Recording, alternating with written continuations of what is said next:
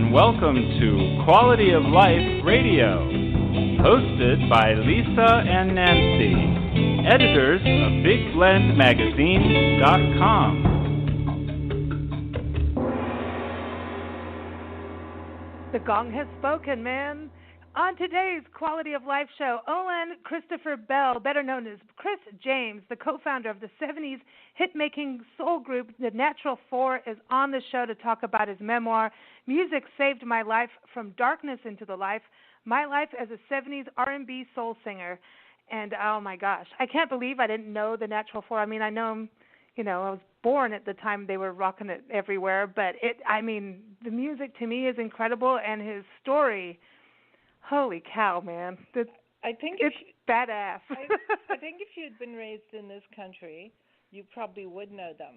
But because we left. I know. I think, and I only took so many tapes with me of music. And so that's what you got to hear. But at the same time, you were, when they came out, we were actually going back and forth between Kenya and South Africa and stuff. But the music is incredible, and I just can't wait. He's played with so many greats. The music is phenomenal, but his story of perseverance and just keep going and letting the music take your soul when crazy things are going on around you, family-wise and band-wise. I mean, criminals in your band, all kinds of things. Well, hey, we know about that. So really excited to have him on the show. He's also the husband of Zakiya Hooker, who is one of our favorite singers. I mean, she's got that voice. That just beautiful. She's like Earth Mama. She's a lady. She's got it. Jazz, blues, everything. And he's produced a number of her albums, and we've had the privilege of having her on the show over the number of years. Also her brother, Johnny Hooker Jr., has been on our show a few times. And so, I remember saying on the shows with her about Olan and going, well, bring him on the show. I want to hear his music. Yeah. And now I'm like, dude, we should have had this guy on the show years ago. So excited. Also, Dr. Jacqueline Ubani is back on the show. We love Dr. Jackie. She is the author of Women and Heart Disease, The Real Story, and she's going to talk about her life. It's our success story side of things. Her life and career as a board-certified cardiologist and electrophysiologist. Dr. Jackie was born in Nigeria. She came out to America at a young age. She ended up serving in our military, in our country, in the Army. Mm-hmm. And became, look at this, a cardiologist. And to this day, she's a world traveler. She's been on shows talking about, I think her recent trip was Panama, but diving with sharks in South Africa, all kinds of places. And so excited to talk to her about what it's like to really be a doctor and the challenges she faces. I mean, look at it. The medical industry just isn't that easy for the patient or the doctor. So very excited to chat with her tonight. And she's one of our regular Big Blend radio contributors, and super excited about that. And then we have an interview, a conversation I had with writer and editor Becky Baines. She talks about the new National Geographic kids book, Bet You Didn't Know. Fascinating, far-out, fantastic facts. Do you know that Kermit the Frog was really not a frog when they first put the whole thing together? So what was he? You'll find out, so you'll hear. Well, I want to know. It's not easy being green. No, it's not. I have some funny jokes about Kermit the Frog, but I'll behave myself. This is the Quality of Life show. All right, happy Hump Day, everybody. It's January 10th, 2018, and you're listening to Big Blend Radio's Quality of Life show. We're streaming live from Tucson, Arizona. It's a rainy night, rainy day, and that means we probably will have some nice spring wildflowers if we get more of this. Yep. We're your hosts, Nancy Reed and Lisa Smith, the crazy mother-daughter travel team. Nancy's the mama, I'm the daughter, and together we travel around the country going to national park units, and we also publish 2 digital interactive magazines. We've got Big Blend Radio and TV magazine. You can check out the brand new one. Go to blendradioandtv.com. Lots of music in there, since we're talking about music today. Right. Dr. Jackie's in there talking about hypertension. Yep, it's important. Lots of people have it. Yep. And also our current issue of Parks and Travel magazine. You can get that at nationalparktraveling.com, and that's what the name says. It's Parks and Travel, so check it out. It's cool. All right, so before we get Olan on the show, Olan Christopher Bell, we've got to play some of the Natural Four, man. Well, yeah. I mean, this is cool stuff. One of the hits, Can This Be Real? Cool. And, it's got this, it's like this love story, but then some parts of it kind of, to me, go with his story, his memoir. So take a listen, and then we'll get him on the line and have a conversation about his new book and his career in R&B and soul, and in Oakland, too. You know, you got to think about what the music scene was in Oakland, California. So take a listen.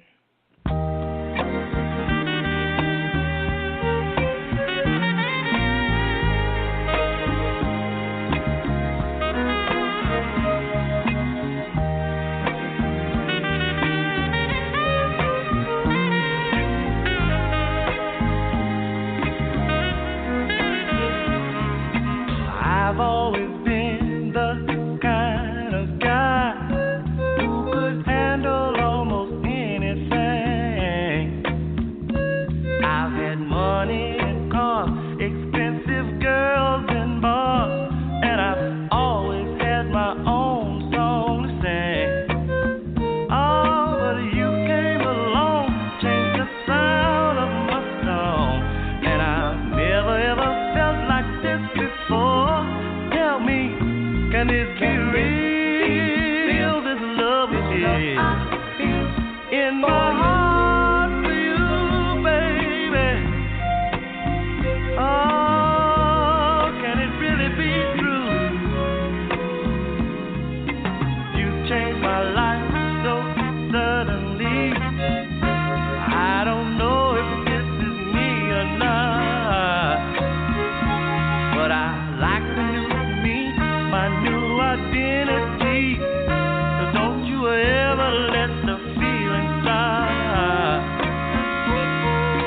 Sometimes I try to resist you, girl. Oh, but that would just take more than I've got. Tell me, can this be real? This love I feel for you, baby. Oh, can it really be true?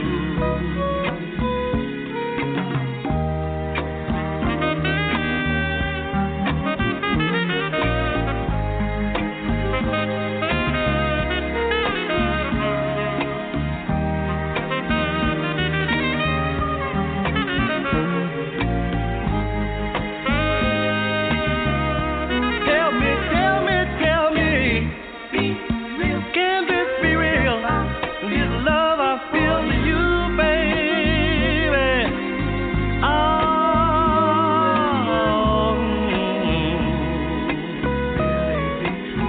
Can this be real? This love I feel in my heart for you.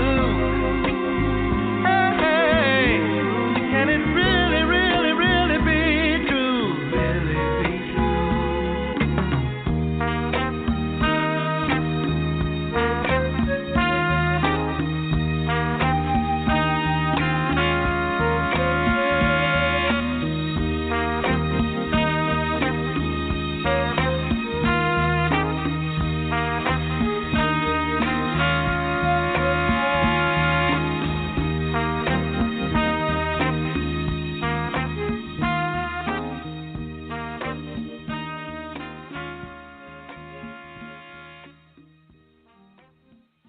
You're listening to Big Blend Radio with Nancy and Lisa, and you just heard Can This Be Real, this 1973 hit by the soul group The Natural Four, and co-founder of the group, Owen Christopher Bell. A lot of you know him as Christopher James, or Chris James, has released his memoir, Music Saved My Life, From Darkness into the Light, My Life as a 70s R&B Soul Singer. It's available out right now on Amazon, and of course you can go to his website. But the book really takes you behind the scenes in his music career. It goes through his life. Really, it's quite personal, going through his family life, and that's a really wild story. And I know, Nancy, you're going to identify with this completely. But he's also the husband of jazz and blues singer Zakiya Hooker. We love her. Got to keep up with her music. And he's produced a lot of her albums, all 5 of them, and also produced the final John Lee Hooker album, Face to Face. Wow. Yeah, Chris is also the president and co-owner of the John Lee Hooker Boom Boom Recording Studio in Douglasville, Georgia. I want to go to the Boom Boom Room, man. But also, I know, I got the giggles now. Apparently, hey, Chris, Olan, your last project is Tenderly Unplugged. Everyone, ChrisJames-natural4.com is the website to go to. And again, the book is right on Amazon right now. Go to Music Saved My Life, From Darkness into the Light, My Life as a 70s R&B Soul Singer.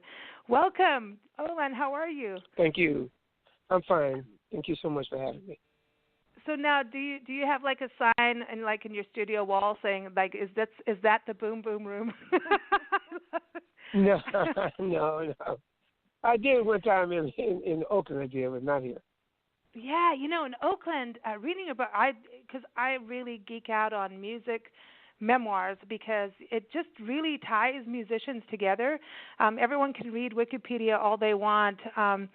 As soon as we knew you were coming on the show, we were looking up and watching you on YouTube and watching the Natural Four perform. Like you guys are just like, oh man, this is the stuff I loved. Like the Temptations and the Coasters, and I just wish I knew about you. Years and years ago. The music to me at that point had this style and a class and a sensitivity, and just the movements. It was slick, man. It was good stuff. It was pretty cool. I enjoyed it very much. Now, Oakland, that's where you really started out, and part of your majority of your youth was spent, and then you ended up in Fort Polk and Leesville, Louisiana, which we'll get to. And Nancy and I have been through there, so I was really excited to talk with you about that area because that was kind of a difference. But I wonder, does the majority of the country understand what the music scene was like in Oakland when you think about what was going on with blues and everything at different parts of life now and soul and R&B? Was Oakland something on the map for this country in music? Well, in a lot of ways it was. Sly Stone was there. He was on the radio there. Everybody that was anybody came through Oakland and performed at like the Continental Club, which was in West End, the Showcase, which was in North Oakland, Showcase and the Sportsman, which both of them were in North Oakland. So yeah, Oakland was pretty. You had the ballads there. You had the Old Town Passions. You had quite a number of artists. Lenny Williams comes from there. Tower Power comes from there. So there were a lot of artists in the Bay Area. Okay, so this was a hub because you kept going back and forth there throughout your life, going to L.A. as well. And now I know that you and Zakiya go to. I know she's talked about this on our shows previously about doing a lot of music in Argentina. So I just want to fast forward. What's going on with Argentina? How did that happen? Well, actually, we were in Paris. I think it was in '89 or 90, something like that. We were in Paris and we were performing there. And there was a gentleman in Paris who I saw him in the audience, and he was watching us play. As a matter of fact, I was there with our whole group, which at the time was called, I think we were named Blues for You. But anyway, we were in Paris, and I met his name was Adrian Lucio. And actually it was in '98. And so he came, we invited him on the stage to play, and he played guitar. And he invited us to come to Argentina. And so the very next year, I went over, met with him, actually stayed at his home. And from that point on, that was like '99. From then on, I would go, I stayed there for maybe 2 weeks, 3 weeks, go back to the Bay Area, and then there were other things going on. And it just started becoming a place that I spent a lot of time doing music and working with artists that over there, which turned out to be, for me, a really wonderful place to be. Not only was the music scene there a good music scene because they like old school R&B, so it was perfect for me. Plus, I like candombe, tango. Their music was, for me, really, really wonderful. The first time I ever heard some Argentine music. I think I was about 10 or 11 years old, and there was an Argentine family that lived down the street from us. And I heard the bandoneon, which is different than the accordion, even though they're played similarly. It was a big difference between the sound of the bandoneon, and it stuck in my head. So when I got over there, I actually got to see what the bandoneon was used for, which is a lot of tango music. Again, it was one of those things where once I started going to Argentina, it was if you haven't been there, you should go. It's a really, really, really wonderful place for music as well as for great food. And good wine. Good wine. We've had some winemakers from Argentina call into our shows and send us wine, and we're like, okay, maybe we should move there. I know. Good food, good wine, good music, Great wine. And I love it to hear that they're into the R&B side, but isn't that because there's a sexiness to R&B music and soul music? There is, and I think they've got a little bit of that with what they're doing too, and so it's exciting. But because I know now that you're doing a lot of producing and working with different artists, obviously with Zakiya and John Lee Hooker producing his last album. But I know at the end of your book you were talking about working with your two sons, and that's something you really started getting into after the Natural Four, where you started working with different people, but it was not just on music. You were also working on the acting side and helping coach your sons on the acting side. Yes, I did. That was actually, kind of going. It started a little after, not near the end of the Natural Four's tenure. Actually, before that, I started working my second oldest son, Mark, and he was on programs like 8 Is Enough, Love Boat, White Shadow. Those are programs from back in the day. He did commercials for M&M's and Taco Bell commercials. He started, and I found that was another area that I was good at, because in school, not only was music my major, my minor was theatrics, and so for me to go through scripts with Mark it was a natural thing. And I worked with both Christopher and Mark back then. They did quite a bit of work. As a matter of fact, it was a major thing because that's how we survived financially. Yeah. Because back then, they were getting paid good money for especially for commercials that were aired throughout the United States. Really, really good money for those. And so it was a means to an end, because I was strictly a musician, and about musicians, we don't make a lot of money. So it was really, they subsidized our family in terms of living and eating and just living in general. And the money thing, you went through some craziness with that. I mean, we've got to talk about your mother, maybe I should say. That we've got to talk about her. But that kind of started, and music started with her too, right? Because she was a singer too and a musician, and got you in your family involved in music in the mornings, and so there was a lot of that. I don't want to give your book away, so I don't want to tell every story here, but I mean, it's a wild ride. Your book is wild, right? So basically, you've lived a wild ride. But the money thing, just to touch on that before we get into the beginnings of the music, the money thing, all the way from your mom when you were in ROTC, and all of a sudden you're finding your paycheck doesn't all get to you, and then that kind of sets you up. That was Mother's main thing. It was her main thing. She was truly into making the money, and we, as far as she was concerned, it was our obligation to give her over 50% of whatever we made. It was just Mother's take on things. And for most of my life as a young adult, that's what she did. Wow. As you said, if you read the book, they'll find out how she did it most of my life until she was gone. And then you get into the music scene, and then that kind of did the same thing, and then you're like, wait, this looks familiar, right? What happens when you start recording and getting contracts and signing things? That's something. We signed a lot of bogus contracts that didn't. Starting with people like Mr. Willie Hoskins. We signed a lot of bogus contracts.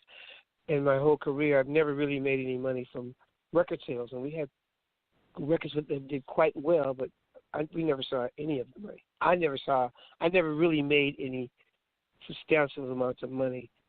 All the records I recorded, I have to say I didn't make any. We didn't write a lot, and so that in itself put us in a different place. So you have to blame yourself for that. But we were told that was not important, that you would get to your writing, and we got these writers for you all the way through my career. That was the whole thing.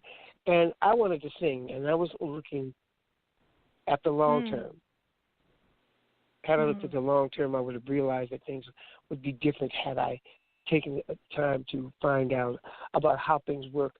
And I always tell the younger artists, and I admire some of these the younger artists, the major artists that are out now, because they went for the money. And back then, it wasn't about that. And I feel that if this is how you brought up, you're going to continue to do that. But nowadays, I tell people the first thing is make sure you have the right contracts, write your own songs, at least have something to do with it. And I stress that when I'm working with people. What about when you were performing? Did you make money performing? Oh yeah, but not a lot of money. But back, we're talking about in the 70s. It wasn't a whole lot. Yeah. We might make, $3,000, $4,000, but you got a place to stay. You got to split between yourself and the band. The band gets so much, you get so much. So it wasn't a lot of money. It was enough to get us from point A to point B, but it wasn't any money that you could sit there. I can sit back for a month or two. It was never like that. It was always just enough to get you from one gig to the next gig to the next gig, because we were not taught how to manage things. And there were times when we got out on the road and we got stiffed and didn't make any money at all. So I'm glad that music was, for me, that was still my lifesaver, money or not. I survived. I'm still here, still doing it. If I had to do it again, I would definitely do it a lot differently.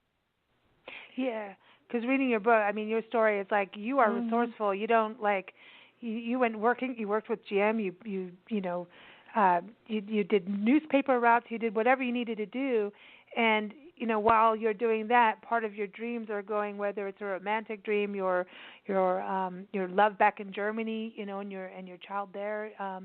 You miss a lot of things because you were like, I have to do this. I have to put food on the table for family, and you really were, I think, very throughout your book, just reading that you're very dedicated to making things work, and that's a lot to say because a lot of times if you're in music and the arts, sometimes you'll just go, well, how do I diversify that? How do I make that balance? And still be able to do music, where sometimes all of a sudden music could walk right out of your life, because of, putting food on the table. Yeah, well, you have to think about survival, and I've been a survivor most of my life, and that's what it amounts to. Music was just my passion. If someone asked me today if I had to do over again, of course I would do it totally different, because I'm an older person, and I see the mistakes that I made. But still, at the end of the day, it's the thing that kept me focused, and music is the thing that kept me going. Because when things were bad, I could deal with a song and get through the day. And things like in everybody else's life, things go crazy, but you have to be strong. And music was the thing that kept me strong. It's really true when you come from a background that's chaotic, and that's the word I'm just going to use there. Good one. It's chaotic. You hit the ground running because that is the only way to survive. You really don't have the luxury of deep thought, reflection on how to manage your life. You hit the ground running just to make sure you can be there the next day. And it doesn't take a toll. You can't do your best job that way. You really can't. So, and it is true. You glom onto one thing that you spiritually need, that you need to make it worth even waking up the next day. And I know that feeling, and I know how that is. And so, and it comes out. It just seems to me, in the really ultra creative people, the music, the art, the writers, I don't know if coming from a chaotic background is what brings creativity to the forefront, or if we're just lucky that we have that to get through it, but I think back on my childhood, and that's the word I'm going to use. I got others, but I think I do too. yeah. So I mean, you hit the ground running because that's the way you're going to get through to the next day, and there is that one special exactly thing. Yeah, and so that's what you do, and when other people have the luxury of forethought, hindsight, and all that, it's like whatever, because it doesn't relate that well. Yeah. It's a luxury to be able to, let's just think through what you're going to do tomorrow. Really? That wasn't how that didn't happen. No, and for no, so many it people, really wasn't. No, it doesn't happen. No, well, but you can do that when it's way past all of the madness you've gone through. Then you can do that. Right. Like, my life now is calm. It's not chaotic. I can go and come as I please. But to get here, it took a lot. The thing that I learned was you gotta, it's like you gotta survive. I survived in the military. in the South. I survived in the South, and but see, for me, the South was because I was so naive. It was just another place that was interesting to me. I went through a lot of changes and weird changes, but still, it was someplace that I had not been around. I'm down here now, but I can separate myself from even some of the stuff that's happening down here in general that you don't see. That's under the surface. I can see that, but at my age, I would hope to think that I could see things like that. But back then, it was a matter of survival and getting out of my house as a young adult, trying to be on my own, which in fact I wasn't, and I didn't know that. My life was just, it was chaotic, but I learned how to survive. All 7 of us children, specifically the first oldest 4, we learned to survive. In the environment that we were in, under the circumstances, we learned how to survive. You've read the book, so the things that we went through just as kids was crazy. It was pretty shocking, but I kept running out to Nancy. We take our morning walks, and I'm like, dude, you have to read this. This is so much like your family.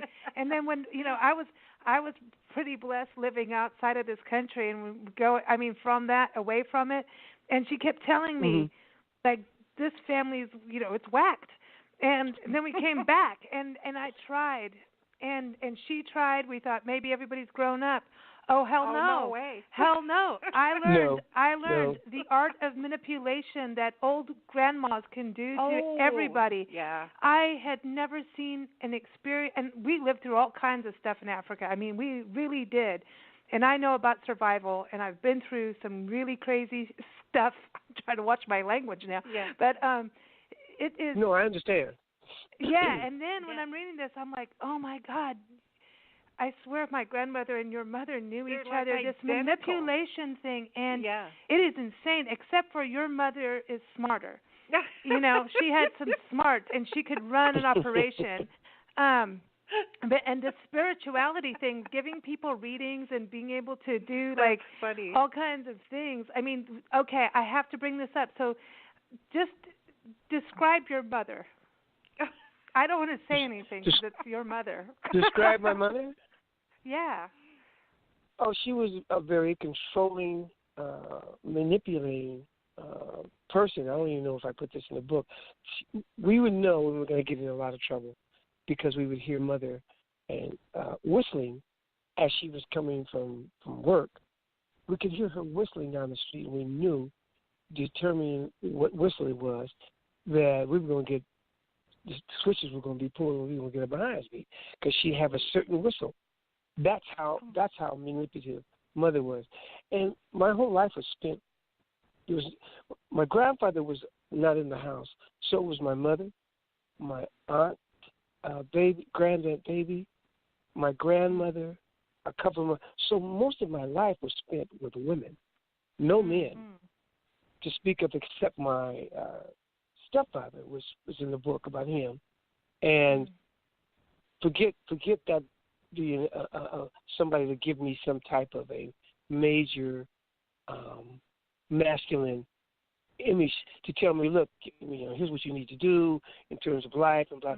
I didn't have that, and those are the things that I think that most men, young men, that don't have fathers, they're missing a really major part of their life, because you've got to have a balance. If it's just all women, there's a whole bunch of male things that should be happening that you miss out on, and I missed out on all those. I was more, and I don't mean that in physically, but more my attitudes were more female than they were male when I did things, how I did things. I learned from my mother, and she was a very manipulative person.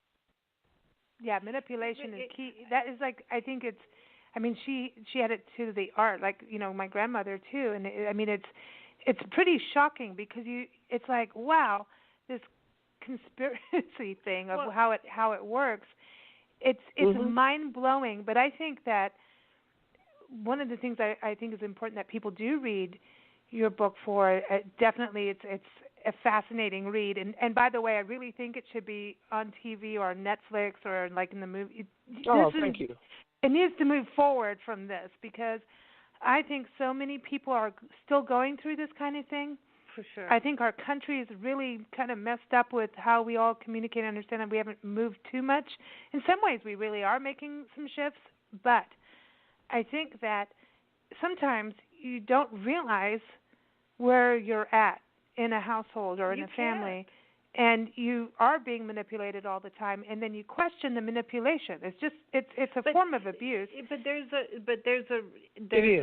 if you question your parents, usually you were really sorry you did, because it wasn't a good way.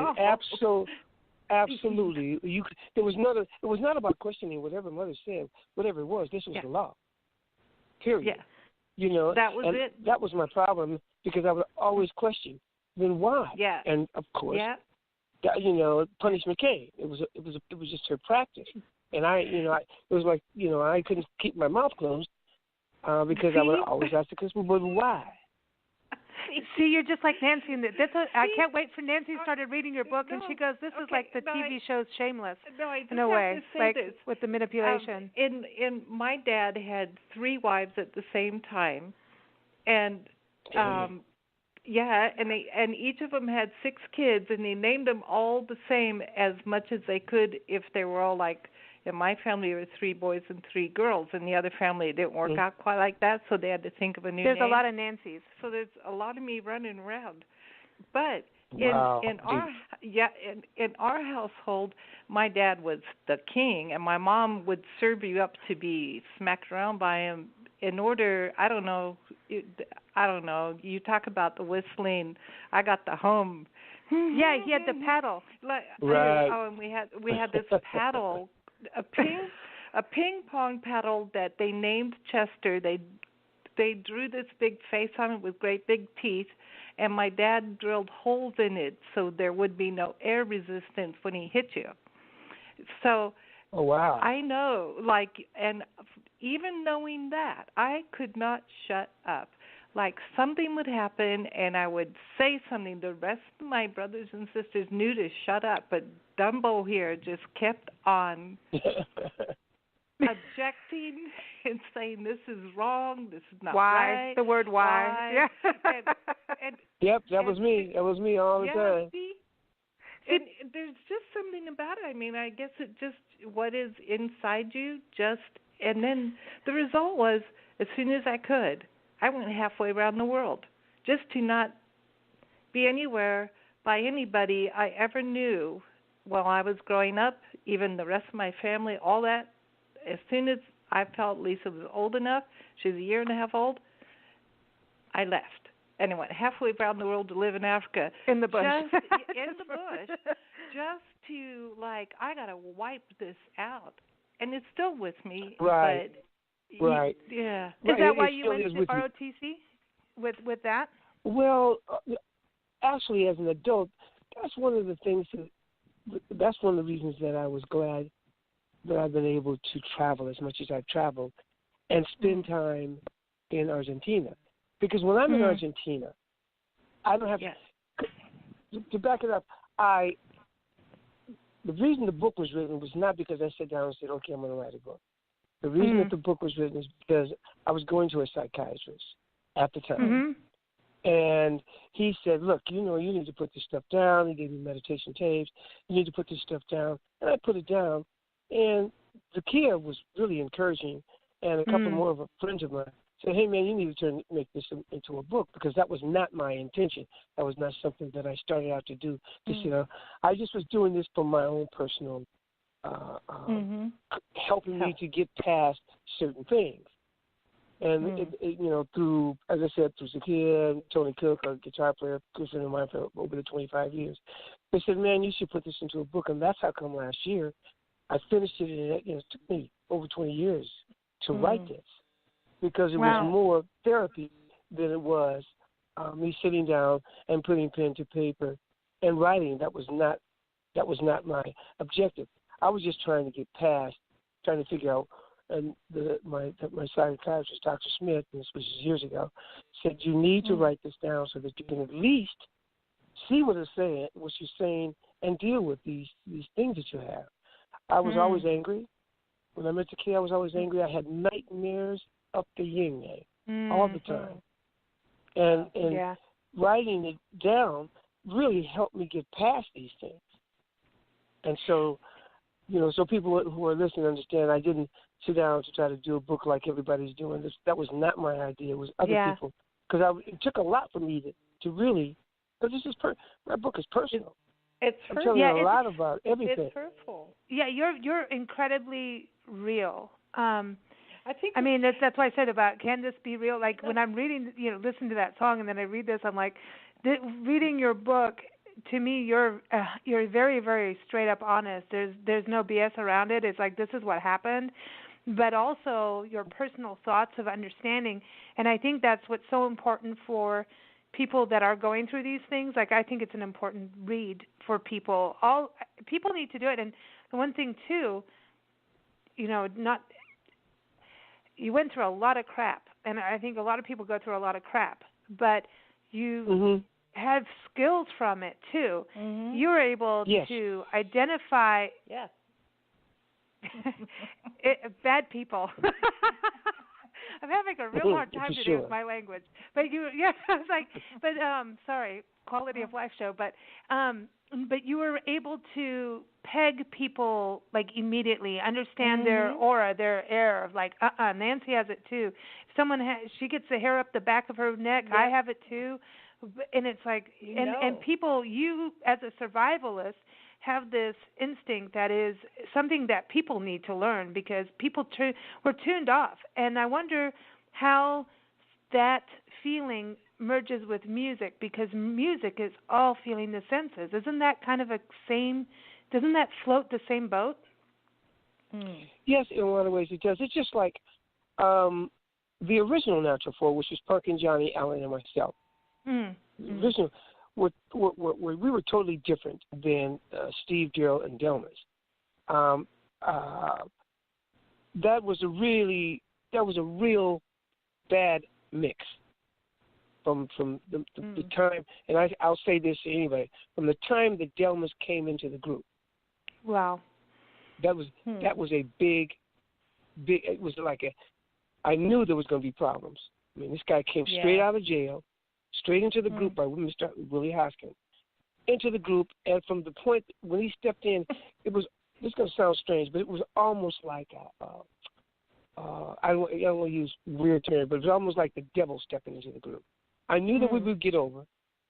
He was a good singer and so forth, but the things that he did, I don't know if I put all those in the book, but the things that he did and how he was as an individual was, for a better word, scandalous.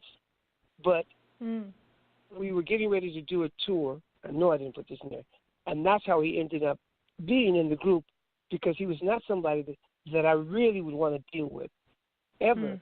But he was there. And this is where, and this is not in the book, where Leroy Hutson and myself came into conflict because Leroy wanted, because Delmus had the same style of voice that he had. And, but I'll say this to Delmus's face. He was a criminal when he came in the group. He's still in prison today. You know, it was like a big neon. This guy's going to cause you problems, and he did. He made us look crazy. A lot of things that he did. You know, he really was the reason that the group broke up because I couldn't take it anymore. I was saying, this, you know, because we all could have ended up in prison messing with this dude. And that's, you know, so. Yeah. This is well. You came close to a lot of stuff. I mean, what's up in Elko, Nevada? Oh my God, I'm cracking up reading this part of the book because I'm like, Elko, Nevada, man. That you're in like the little like wow. You're off the loneliest highway, man. What were you doing in Elko, Nevada? we were passing through, and that was the first time in my life I personally ever did anything that was really, really minor, you know, but it was not mine. Me and the two weakest people in the group at the time, because there were actually 3 extensions of Natural 4. There was the original, which was Johnny, Allen, Punkin, and myself, and then there was myself and Punkin and Delmus and Steve before Daryl Kennedy got in, and so this was the second extension of Natural 4, and I picked up a $1 silver dollar keychain, and that to this day I had never done that before. Just took it and I said, the guy left the store. Said, oh man, they ain't gonna miss this dollar keychain, and of course they did. They followed us for 200 miles, and thought that we were. We and some group of musicians have robbed some casino someplace else, and they put it on us. They thought it was us, which it wasn't. Whoa! And we ended up in jail behind something somebody else did. Flown 200 miles back to Elko, right at the border of California and Nevada. It was back to Elko, Nevada, and put out behind us in jail for about 3-4 days. And that was the craziest time of my life. There's a lot of push-ups. I'm sorry? I mean, that was like a lot of push-ups you were doing in your cell, you said. I mean, and that was crazy because... Oh, my God. Haven't we... But that's it, again, going to your instinct, knowing about your cellmate, like how to handle it, and it's like that is where... I think that if you were some, cleany-weeny kid off the block who's never had any problems in their life, and then you were in the band and you went off and did all this stuff, that they wouldn't handle it as better. You know what I mean? It's like, call Dad to come fix this. It doesn't happen, So I think in some ways, the survival skills are key in life, man. You learn the survival skills because you have to use them because of the way you were brought up. I feel like you have to balance it out at times. At one point, yeah. But I know, and that's why you do drastic things. But I think people who have a chaotic background are so used to taking a risk that it's hard to say this is a big risk or a little risk. It's like, oh, whatever, just see what happens, And that's how you get into big trouble. You just take that risk because a risk to a person with a chaotic background is not the same as a risk to someone who doesn't have that.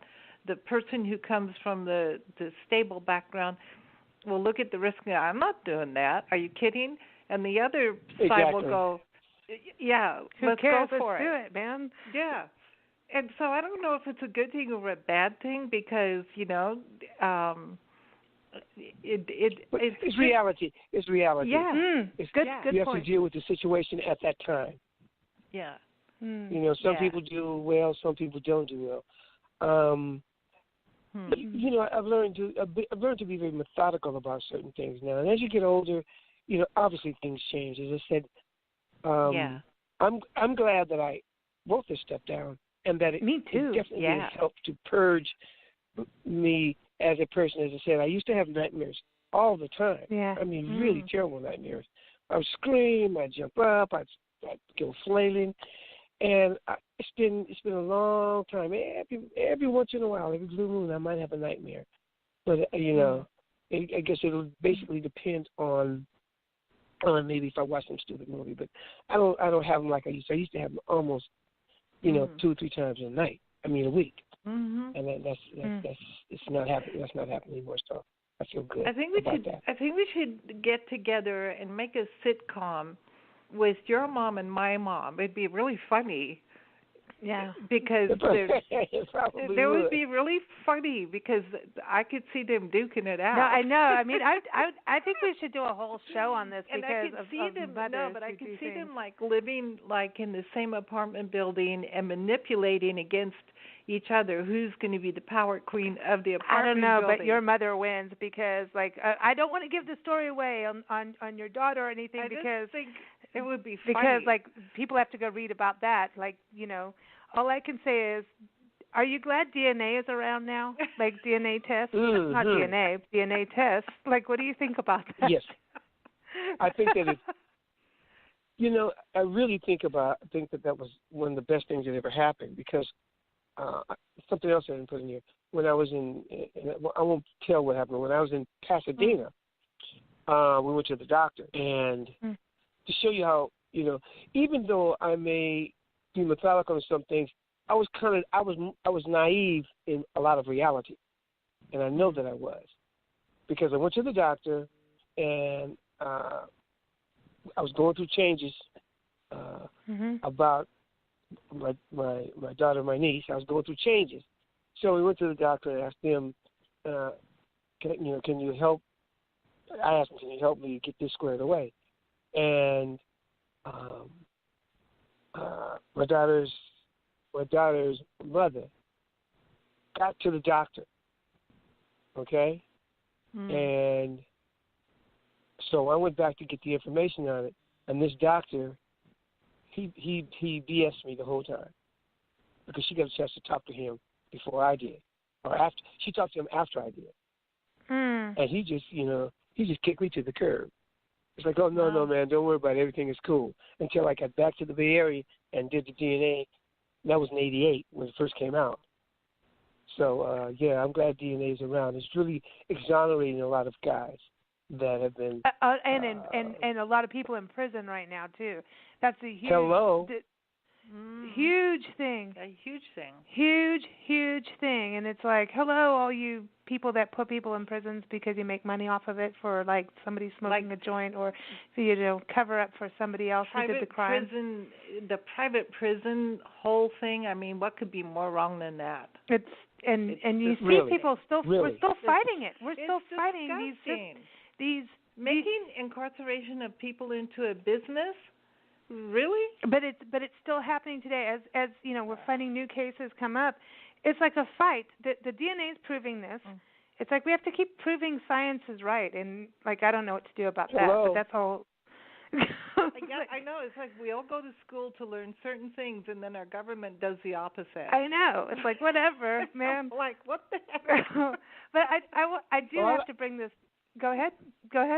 No, so I like to watch. There's this thing on television that comes up, Fraternity something or other, and I watch that diligently, and I sit there and sometimes I'm amazed, and I become so good just within myself and knowing what's happening. I can almost tell. I think maybe 1 out of 100, maybe one time in terms of telling if the child is the person's or the child is not. And when I look back on my life, and I look back on my daughter, my niece, when I look back at her and look at my brother and look at her, it was really obvious, but I was so brainwashed, for a better word, brainwashed and manipulated, that, even I couldn't see it. I could see it as Monique became older. It was very obvious. But if I had somebody in my corner, me and you wouldn't probably be having this conversation. because I would have probably never left Germany. Yeah, right. I know, and everyone, that story is like, it's that. Have you seen the movie Mudbound? Somebody else told me about that movie. Well, your story, your so Germany beautiful. Story is so connected to that, and it's like not funny, like, and yours turned out differently, but there's a very similar story, and it's just, and I think about what you did with going through ROTC, and then being part of what happened in this country, and it's just so. There's such a history, of African Americans going into our military. And they've done so much, and it's just not shown a lot. I mean, I look at in Tuskegee Airmen. It's such a huge story, and you just rarely see it. So, just go watch a Mudbound. You've got to watch it because it's got your. I've been told. It's such a. Can I get it? Yeah. Can I rent that? Yeah, you could probably see. We saw it on Netflix. So, and that's where your story needs. Yeah. You can rent it. You can watch it on. You can probably you get it on Netflix or Amazon and watch it for a couple bucks because it's really cheap. I know on Amazon, but at the end of the day, like your story, I think that's the thing is, so many people are going to connect with your story through your book, and I know they already have. And that's the thing. People are like, have you seen this? Have you Nancy's connection, our connection with our my grandparents and how things happened. I mean, there's some things that are downright cruel that comes from this manipulation of people, and I think that it's going to strike home to everybody. But they also learn a resilience, and you talk about music saved your life, and Nancy and I are both musicians and had a blues band in San Diego, and the guitarist turned out to be a rapist, you know. So there you go. We have a story of that stuff too. I know, right? And it's like you're in hotel rooms. No, it's not good. And the very Delmas, your dude, very similar story, like right to the T of like, oh, I just thought he did this. Oh, no. But in regards to music, when you find your passion in life, that is your way, and I think that's what comes through in your book. But also, I wanted to ask about music. When you traveled all over, all these things are going on. When you play or produce, isn't it being in that zone when you're doing it that kind of gets you out of that chaos that Nancy was talking about? I love that word. Nancy's right. Yes, it does. When I'm in the moment, especially when I'm performing. And you really get if you guys play, you understand, you get in a zone. Yeah. That is everything is inclusive. That's another reason I like so much performing in Argentina, because the people there are very passionate about the music. Like when we go to Argentina, or I go, when either Zakia or myself go, we don't have to stay in a hotel. We don't stay in Airbnb. We stay at people's house that are like family. So, but it's the music that's made all this happen. Good music that has made all of this happen. So you get into a zone. Yeah, because when you're singing, or when you're writing, and when you're producing, you're focused on one thing. Like I painted. I went to Africa to paint wildlife, and when I'm painting, my mind can't go anywhere else but that, and that's kind of like that's your savior until you finish the song or finish the painting. Then it kind of comes back. Yes, exactly. I mean, it really is. You use the term that's your savior, and that's what music has done for me. When I even now I hum all day long here at the house, because that's. And not because I'm depressed or things like that. It's just part of my DNA now, and I enjoy singing, and I've watched how Zakia has improved over the years, because she wasn't doing music when I met her. Was not, and she didn't start doing music until she was really an adult. She's awesome, and now she's playing guitar, which is really great. Really? But these are things that I encourage her. She's written like 8 or 9 songs already.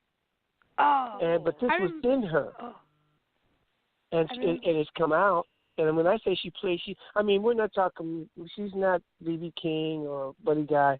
She plays songs similar to the way that her father plays because she learned how to play late in life. So she's not doing all the fancy licks. She plays the chords. She knows the chords. She sings along with herself, and she's gradually, because I would say that Zakiya plays now almost every day just to try to get from point A to point B, and she's doing an exceptional job. But these are the things I'm talking about because I'll hum a song, something I hear, and I hum, because that's just I've been doing this all my life. And she's finally gotten into that same mode for herself because we are truly two independent people when it comes to our lifestyle, how she grew up and how I grew up and things like that. But musically, there's always a cohesiveness. And this is the way I am with anybody that is near or around me when it comes to music. Music, again, is like a blanket of tranquility if people allow this to happen. Absolutely. It's so amazing, and I go back to, I think it was the very first interview we had with Zakiya, and I said, well, being Johnny Hooker's daughter, I mean, did you sit and play with him as a kid, and did you like pick up the guitar? That was my first thing in my head, and she was all like, of course. And he was, I can't directly quote it because it was a long time ago when she was on the very first time on the show, but and it was when she had Keeping It Real, the 2009 album, and she's like, he basically was like, this is for men, like women don't do this kind of thing. It was kind of a male-female thing. Exactly was because, women should be in the kitchen and washing the dishes and cooking food and stuff like that. But I didn't see this when I first met her. I said, Zakiya and I, our meeting in itself was unique, but the fact that I'm always listening, and I don't know if I put that in there when I first heard her sing, but the long and the short of it is, I knew that she could sing, and I knew, she can. When I heard her, and we're not talking about Aretha Franklin. I'm talking about her style, her.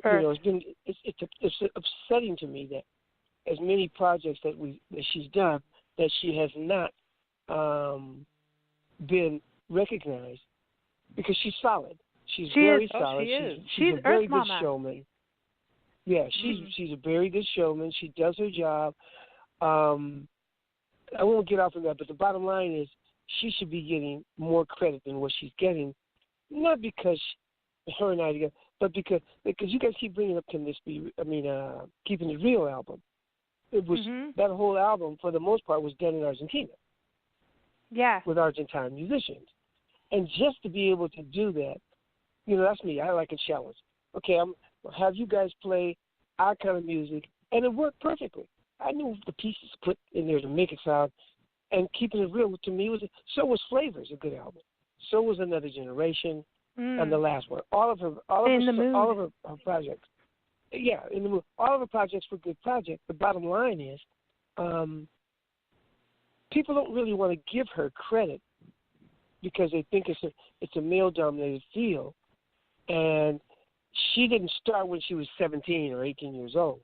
She didn't start until she was like 47 as a professional, or 40-something as a professional vocalist, and because of her father being who he was, that was really a handicap for her because people expected more from her. And they want to hear him through her. You know what I mean? There's that weird thing. And she's different. I mean, she has got her own style. I love her because she is, like I say, Earth Mama, because when she sings to you, like she is talking to your heart directly, in your soul, and you feel her, and it's like Keeping It Real. I always love the title of that because I think that's exactly who Zakiya is. She keeps it real. She knows who she is. She's singing to you from a very confident place, and she's warm, yet she's badass at the same time. Damn, I love Zakiya. She's a really good artist, and really upsets me that she doesn't get the recognition that she deserves. For whatever reason, They just refuse to give her her kudos. And like we're working on this acoustic album that she's doing. I mean, when I say, because she was, I don't think she was playing the last time you guys talked. No, she wasn't playing guitar at that time. No, the last time we talked was in 2015, 2016. Yeah. Oh, yeah, she wasn't playing. And when you hear some of this stuff, of course, because I'm a producer, I know what to put around her. But the bottom line is the songs are hers, the melodies are hers. She's written them. How they're going to come across, you guys will, you'll see. But it's hers, and she's a lot, if anything, on the real side. I don't want to get into her side of the thing. If anything, Zakiya is the closest to John because she does her music her way, just like her father did. And if people realize that and look at her for real, they'll realize that she's just like her father. If anybody's like, because she doesn't play like Bonnie Raitt or any of these other female guitarists. She played, like John didn't play like B.B. King, Buddy Guy, Phil Upchurch. Yeah, right. Yeah. The way that John played was so grassroots. Mm-hmm. And that's it was not so much his playing, it was his voice. It was how he made people pay attention to him by his voice. The same is with Zakiya. She can get you in a heartbeat with her voice. But she's straight up. That's the thing. And I think that's what you're right about her and John Lee. I mean, John Lee Hooker just was straight up, let's get real. There's no frilly crap in between, and that's where some of the music now I want to say, can we bring back the Natural 4 too? Because like you guys, you're putting it. That's why I said when I listened to it, I was like, oh my God, we've got real music. Because I feel like everything's cluttered and compacted into this thing where you don't even know where the melody is anymore. Like, where's the melody gone? I know sometimes in music, with certain singers, I'm like, could you get to the real Get note? to it now, and we're talking a lot of the big famous people, and I don't care. Yeah. No, I hear you. Like, no, I'm with you. Yeah. Get to the note. I mean, because the melody is solid, and you don't need to do scale runs to show off your voice. Just get to the note and say what you're saying. Thank you. Oh my God. I am so sick of this. I am, really for me, I don't listen. I keep listening to the songs that mean something because nowadays, if it's not vulgar, it's all synthesized. And I've been complaining about that for years. Don't get me wrong. There's probably some good stuff out there, but it's not at my age. It's not something that I want to listen to.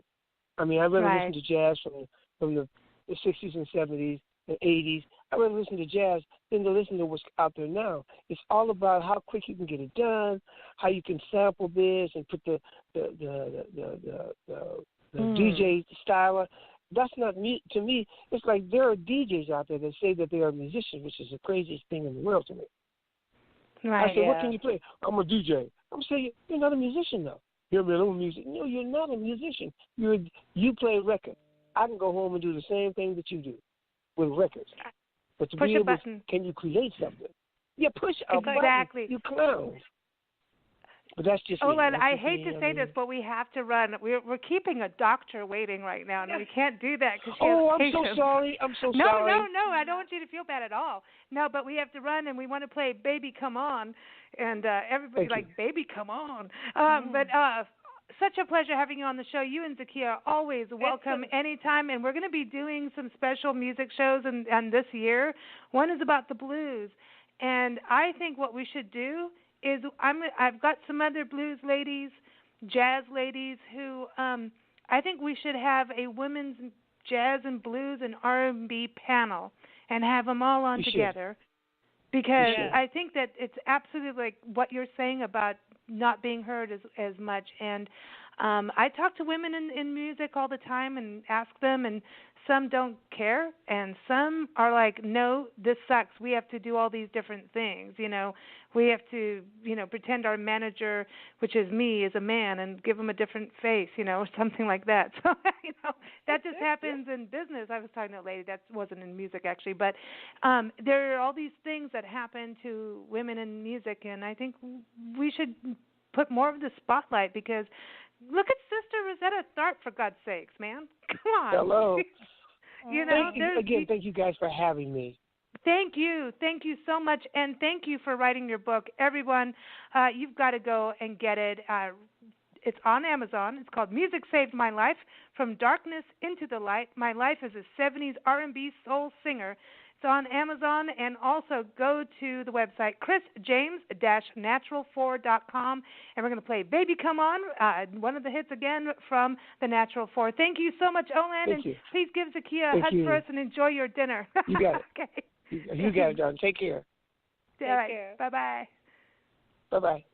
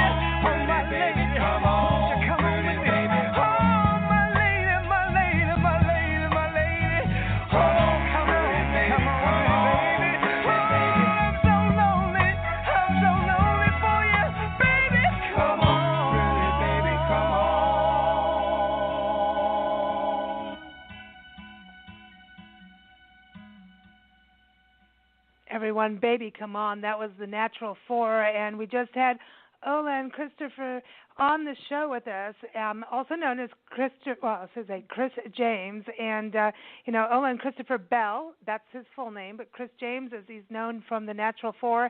And I encourage you again to go get his memoir, because there's a lot of different name changes and all kinds of other things in there. And again, it's called Music Saved My Life: From Darkness into the Light. My life as a 70s R&B soul singer. It's on Amazon. Also go to his website, chrisjames-natural4.com, and what a pleasure having him on the show, and also talking about Zakiya. I mean, we've had her on the show a few times over the years, and I mean, John Lee Hooker's a daughter, and she's just a talent and a force on her own, you know. What talent between the two of them. I'm like, wow. I know, dude. All right, so another talent, a doctor insider story about shark success. diving talent. A shark diving doctor is joining us next, one of our favorite people in the world, so everybody stay tuned. We're going to find out what it's like to be, you know, in the world of heart medicine and heart health and how to be a cardiologist.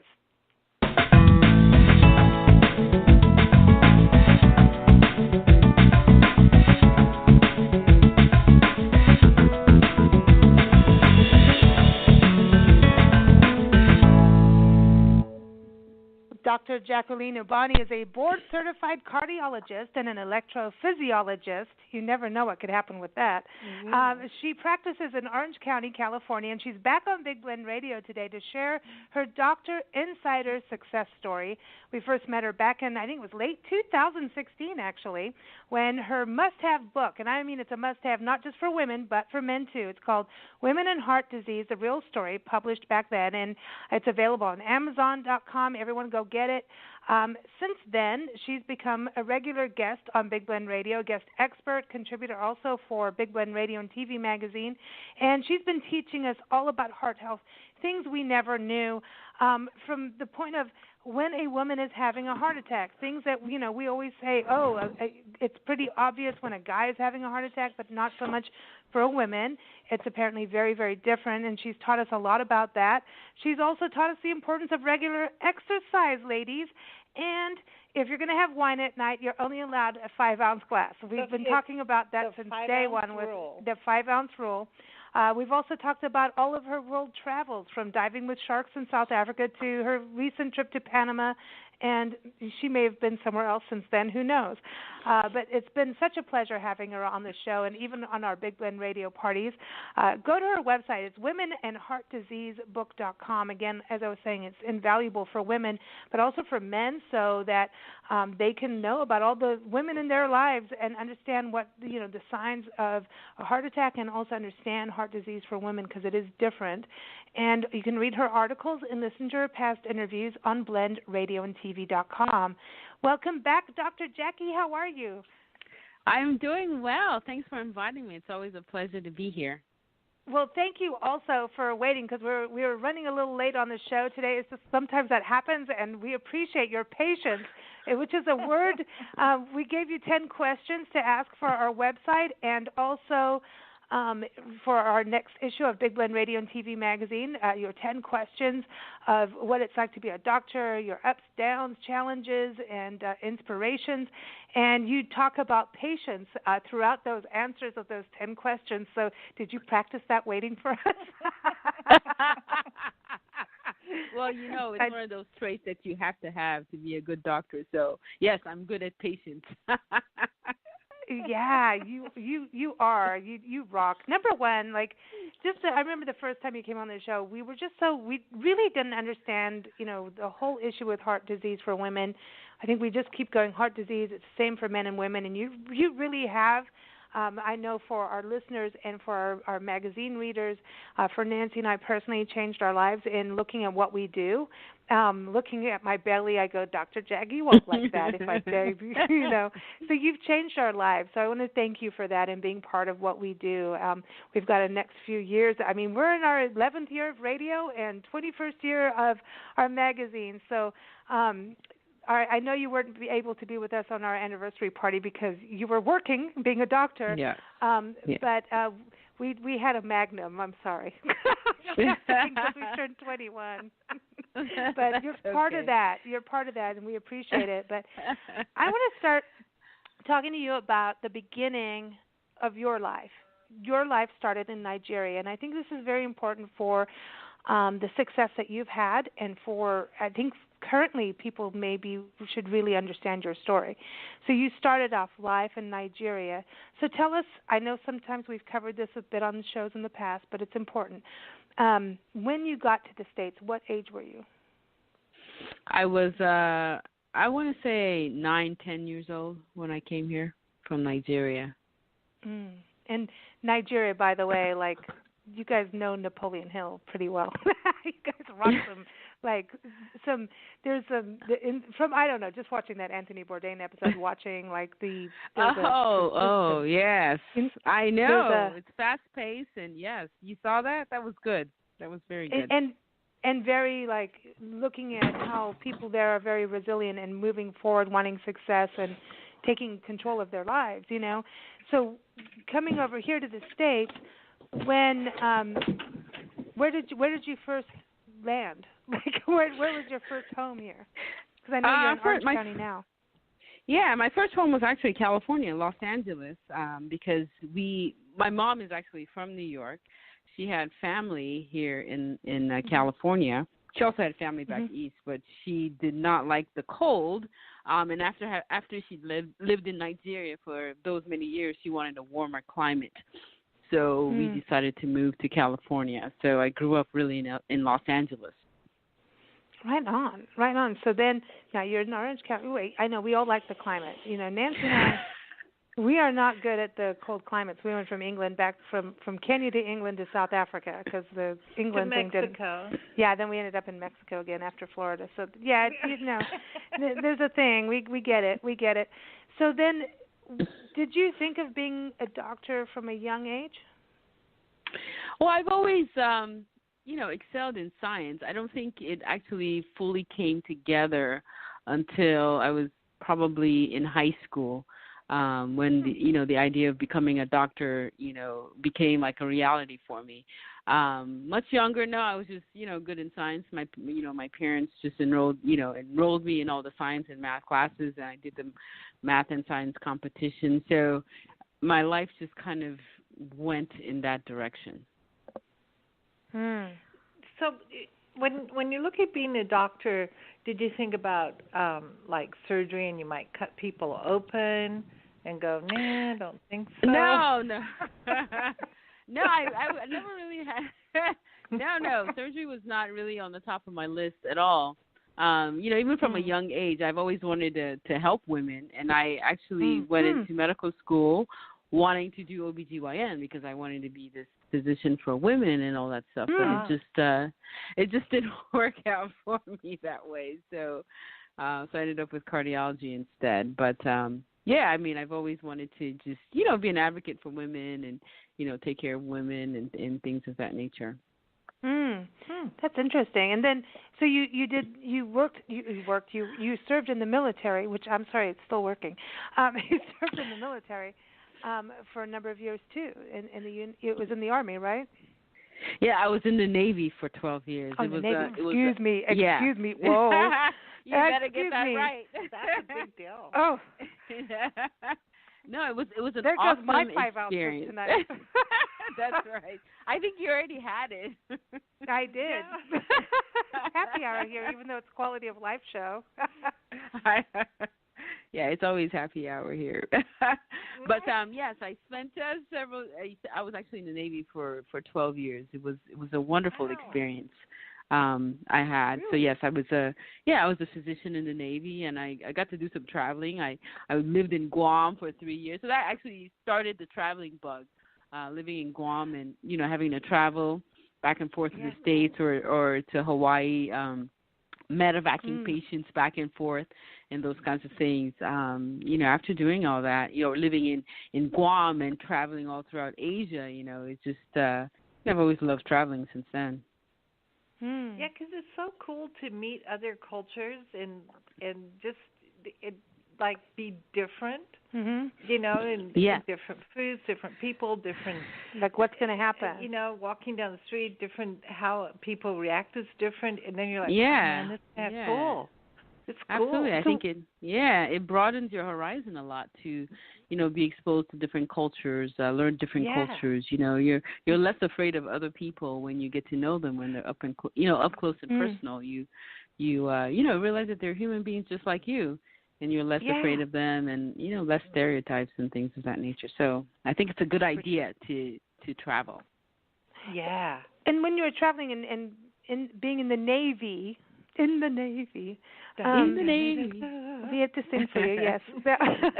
But when you were doing that, did you have a specific role? I mean, were you a medic? Oh, you mean when I traveled? No. The travel throughout Asia when I lived in Guam, that was just my vacation time. You know, when I would have vacation time, I would go and explore other parts of Asia.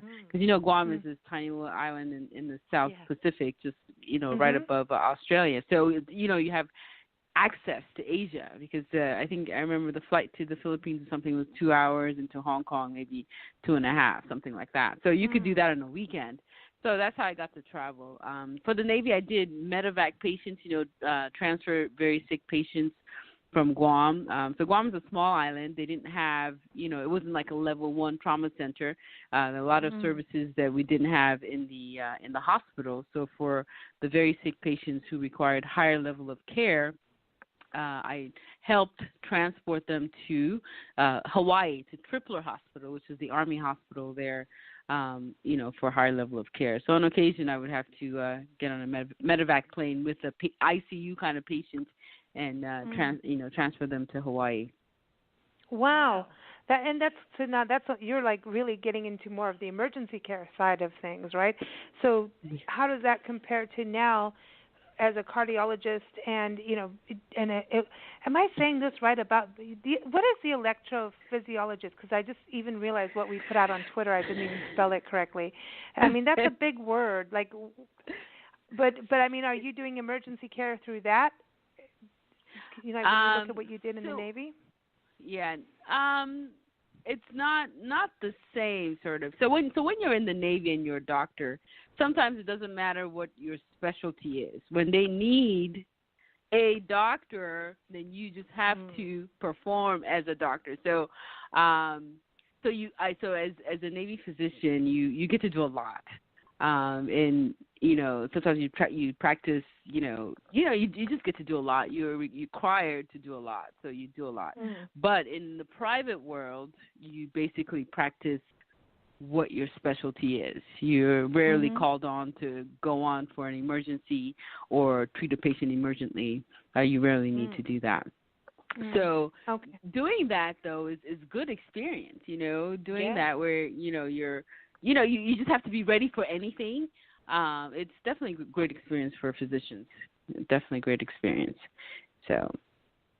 Now, when you decided, okay, I'm going to go into medicine, and I'm going to go into that, and you knew you wanted to help women, where did you go to study? And tell us a little bit about your background of that, because from what I know, that's a lot of work. So I ended up in medical school in Boston. I went to Boston because my sister was there. I grew up in a family very strict, and my parents didn't want me. They didn't even want me to leave the state. The only way I got to go to Boston was because my sister was there. So I ended up going to medical school in Boston, and I was there for 4 years of medical school. Oh wow! 4 years. And it was actually very interesting training. I won't even get into that, but living in Boston is awesome for a young college or school age college student, because everybody there is a college student, and it was a great experience. And then from Boston, I ended up joining the Navy. Go ahead. Oh no. Okay, so you went from Boston. Okay, so that was interesting. So, because some people do the military first and then go into into their college side of things. So you went from Boston into the Navy. So was that more of like your internship too, or did you become an intern in another hospital or with the other doctors? Yes. Yeah, so I did my internship and residency in the Navy. So I initially joined the Navy because they paid for medical school. Medical school is extremely expensive. Yeah. So that was a way that I was going to pay to go to medical school. But once I joined the Navy, I really enjoyed it. I stayed much, much longer than I needed to pay back my time, because it was a great experience. So I did my internship and residency training in the Navy, but the electrophysiology part I did at George Washington University in Washington, D.C. Oh, wow, you did D.C. stuff. I mean, I heard the driving sucks out there. Yeah. Yeah, it's short distances. but there's so much traffic, it takes you forever just to get from, point A to point B, So, yeah, traffic's pretty bad. You can only drive like 30 miles an hour. Just a lot of traffic. I know, how we're on this quest to visit every national park unit in the country, and Washington D.C. has the mall, the National Mall, and all these parks, and and I have friends, park ranger friends, are like, when are you coming to D.C.? I'm like, I'll be there because it's part of, we're going to get there. It's part of our commitment, I think we'll just walk. But I'm like, can someone just pick us up and take us around? Like, I thank God for Ubers, Well, you can take the train. It's very easy to get around there in the train. But, yeah, you would love it. There's a national mall there. There's, there's so much American history there. I mean, it's a great place to visit. And it's a walkable town. And definitely you have access to the train, so you don't ever have to worry about driving if you go to the city. Oh, see, that works. Okay, so now, because I've had my 5 ounces, Jackie. Jackie, it happens, it's later here in Arizona. Cardiologist, and exactly what is that? And electrophysiologist, because I keep saying it's an electrologist, and that's wrong. No, that's not that. Yeah, I got the two things wrong, and so now you're an electrologist on Twitter right now, so I hope you like that. So I'm an electrologist. That is funny. We should invent a new specialty. That's right. So electrophysiology has to do with the abnormal heart rhythm. So your heart beats, and the beat is an electrical. It's generated. The force of the contraction and the beat is generated by electricity. So you have an electrical impulse, and then you have the heart beating. So what I deal with is that electrical impulse, because the electrical impulse can go wrong. There are many what we call abnormal heart rhythms that cause a lot of symptoms, and I help fix those abnormal rhythms. That's what I do. So is that like I hear Johnny Cat get a rhythm. No, is that like when you see on TV and they do the stand clear and the paddles and V-fib and all that? Right. So V-fib is an abnormal heart rhythm. So yes, I would take care of the V-fibs. So there's a whole list of abnormal heart rhythms. So that would be my specialty. I know this field is relatively new in terms of in terms of medicine as a whole, about 15, 20 years. So it's a relatively new field, and it's growing rapidly with all the technology that's coming out. So it's very interesting, very interesting. I'm glad to be in this field. Well, I think it's interesting about the electric part of it because, it makes sense because of, our electrons and we got electrons, protons, and neutrons and all that stuff. It's really cool. Well, listen, because it does, go ahead, Nancy. She's jumping up and down. No, I just want to ask this. If you we're in science class. No, I know because if you have a heart problem, and sometimes when you go to your car and you go to open it, you get zapped. In the desert, anyway. Or you're walking across the carpet and you get zapped in the desert. We have a lot of sometimes you can see almost like a little minor lightning flash between your finger and something you touch. Really? Yeah. Come visit us. Oh yeah, sometimes you don't even want to touch the car handle because there's a zap.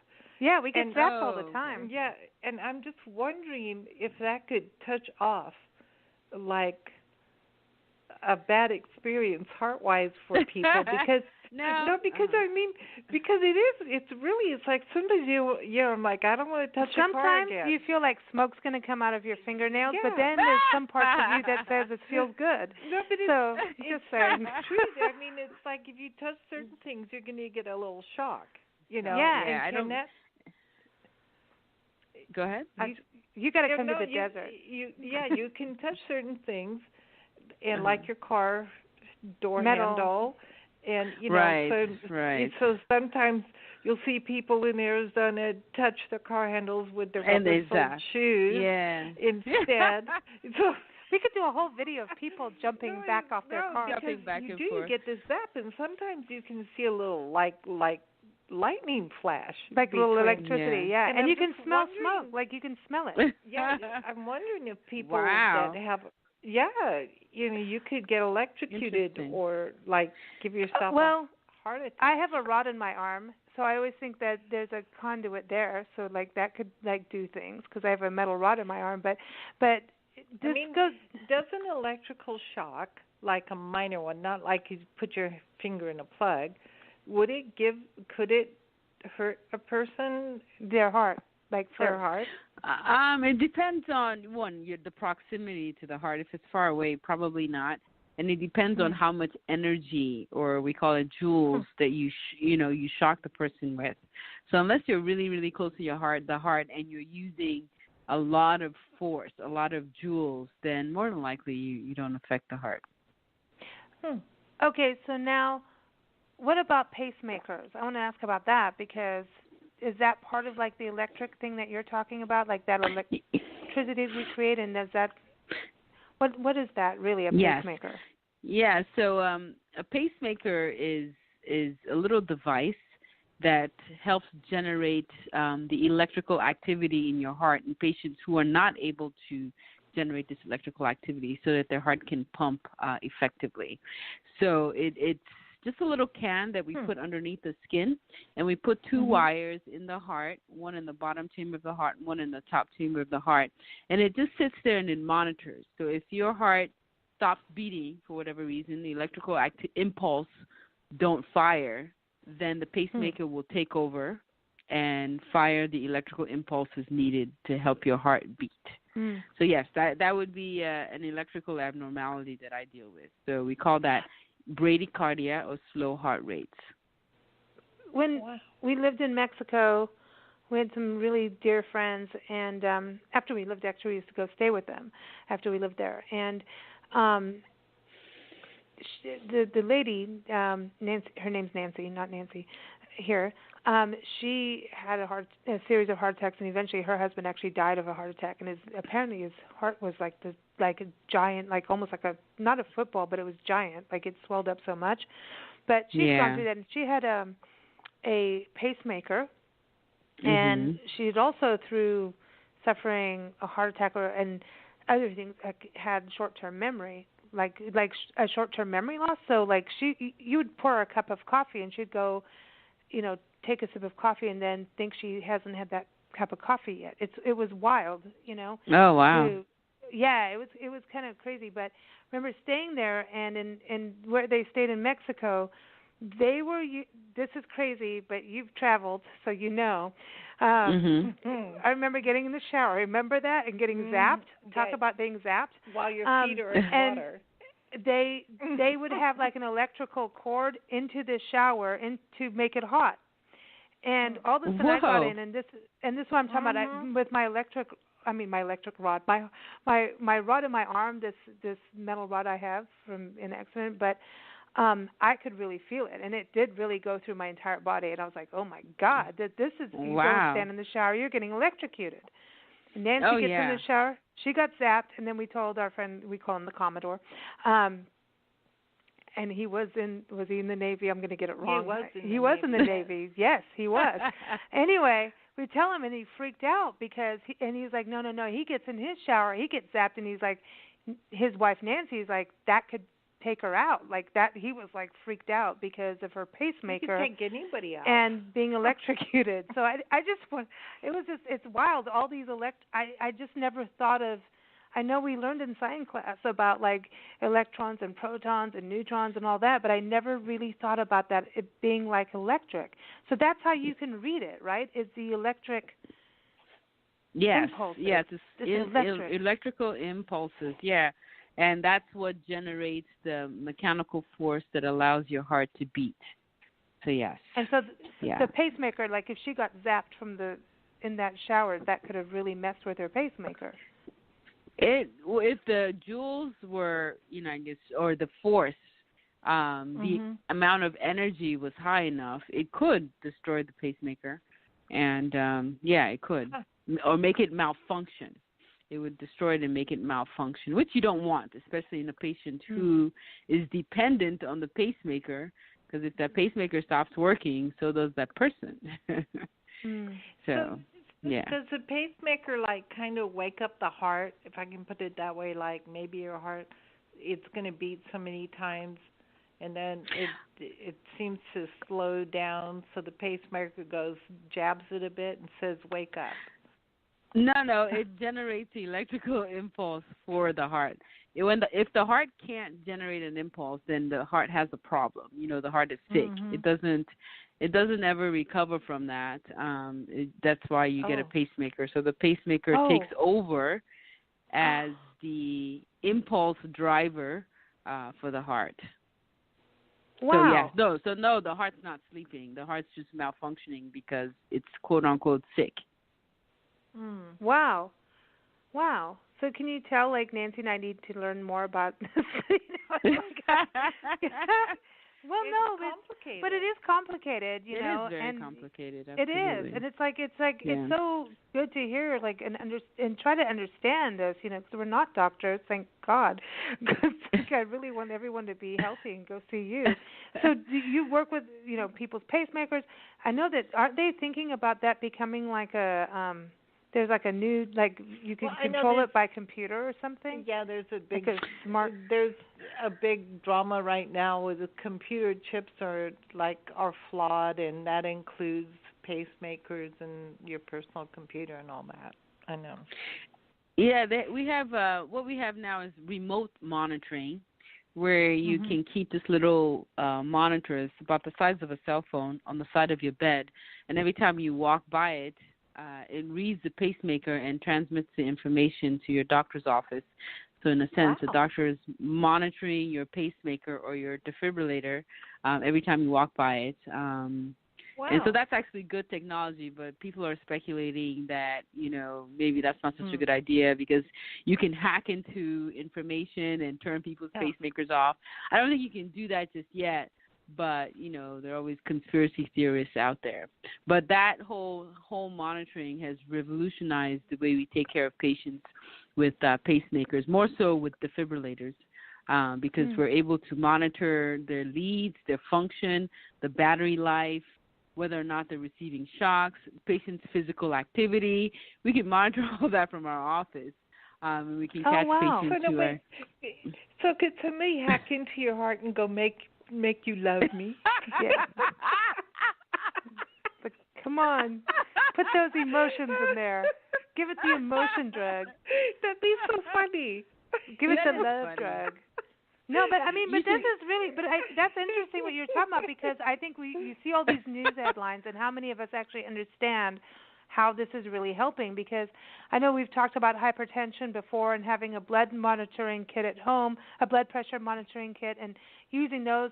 It's important that patients do that, but at the same time, they're not going to be as accurate as when you go to the doctor. Like, all I can say is, I know that you put yourself on a scale, and then you go in the doctor's office, and it is not the same. Like, it totally sucks. Different, like different. It's always 10 pounds heavier.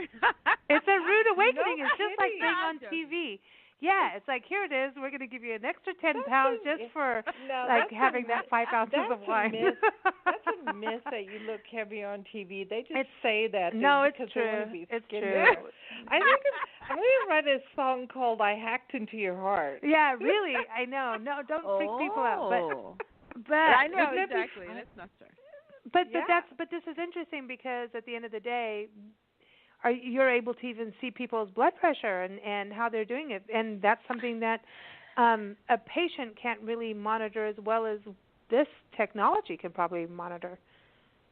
Yeah, this technology, yeah, exactly. And I think the next people are coming up with new things, and there's actually talk about pacemakers that can monitor your blood pressure, which is interesting, but we'll see how that works out. But the pacemakers can monitor certain features in the heart, and it becomes important in patients who have heart failure, where they accumulate fluid and they're short of breath. Sometimes we can pick this up much earlier in patients who have pacemakers by monitoring them from home. But okay, so then the next step would be, as they're monitoring, can they do something about it? Yes, we call the patient if there's something abnormal. We catch it sooner, and we bring the patients to the clinic. So that this is all to avoid hospitalizations. Avoid the problem getting so bad that the patients will be hospitalized for 5 days, which is not good for anybody. So the earlier we catch the problem, we can bring them into clinic, and we can take care of it, so that the patient is not sick. For long periods of time. Cool. Well, this is okay. Keep in mind this brings that because this is interesting because you got hospitals, you got ER, and then you've got urgent care. And I was seeing something. It was an ad on TV. Urgent care. You can now book here in Tucson, Northwest, whatever, down the road from us. Bing, bing. You can. I didn't mean to say that. No, don't. Like whatever. You can push the buttons on your phone to make your appointment for urgent care. And I'm going, well, if you're in urgent care, shouldn't you be sitting there? And so they were like, we had this whole discussion last night. We're like, where's Dr. Jackie? She's on the show tomorrow. I've got to ask her. Urgent care, hospitalization, ER. Like ER is like, and then that's in important times. And most people will wait and not feel good and suddenly end up there. And we have dear friends who have just gone through that. And I know you can hear me, I know, but that's the thing is I think as individuals, I know we're talking a lot now with people that are have an issue, heart disease, and maybe having a pacemaker and things like that. But if you are pre that, and suddenly now you're starting to have a heart attack, or you may not call ER, you may not call urgent care, and you may not tell anybody anything, or think you're just tired. So where is that with who you should call when? I mean, it's actually pretty confusing as a person who will do anything not to go see a doctor. I'm just being straight up honest. I'm so scared. The white coat thing, everyone needs to get rid of that. Yeah. I want bunnies. But anyway, people wearing like little flowers or whatever. But where do we go at that point? How do you know who to call when?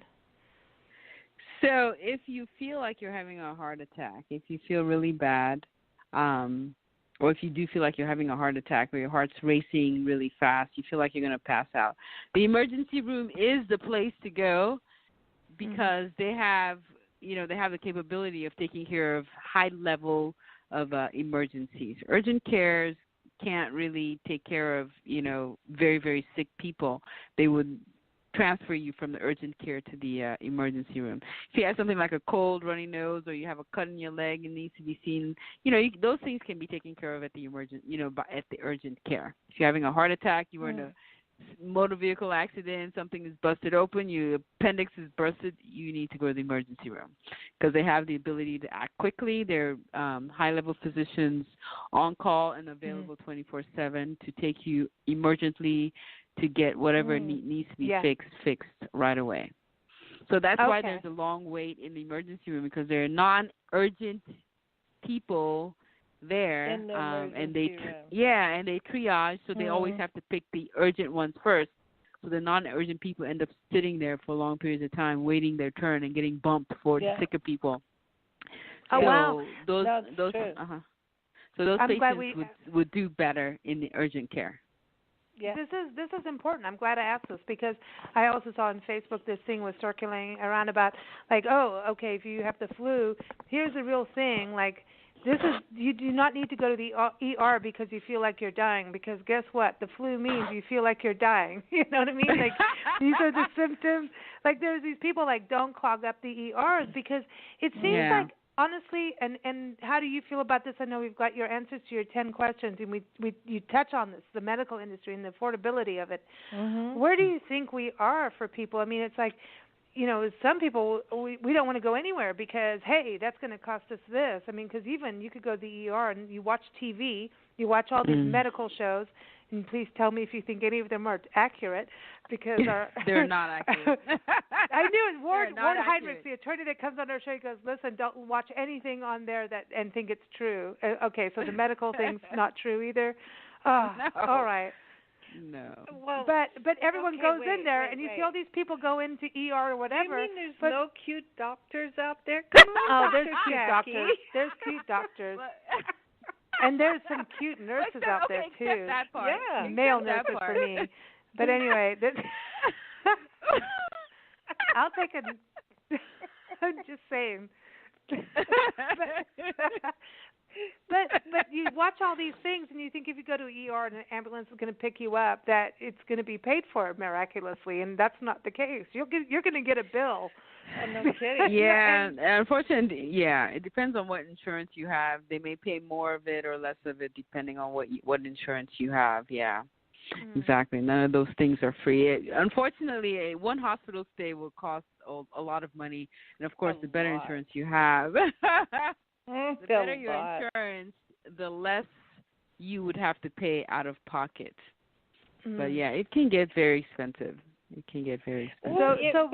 So do you think that we, as just a general population, need to understand the system better so that we can understand when to call? I mean, that should actually be part of our things that we learn in life, because I wasn't raised in this country, so I don't know if they teach that in schools, but from what I'm seeing out there, I don't think it is. That who do you call when and what do you do to set yourself up? I mean, other than obviously try and keep yourself as healthy as possible, right?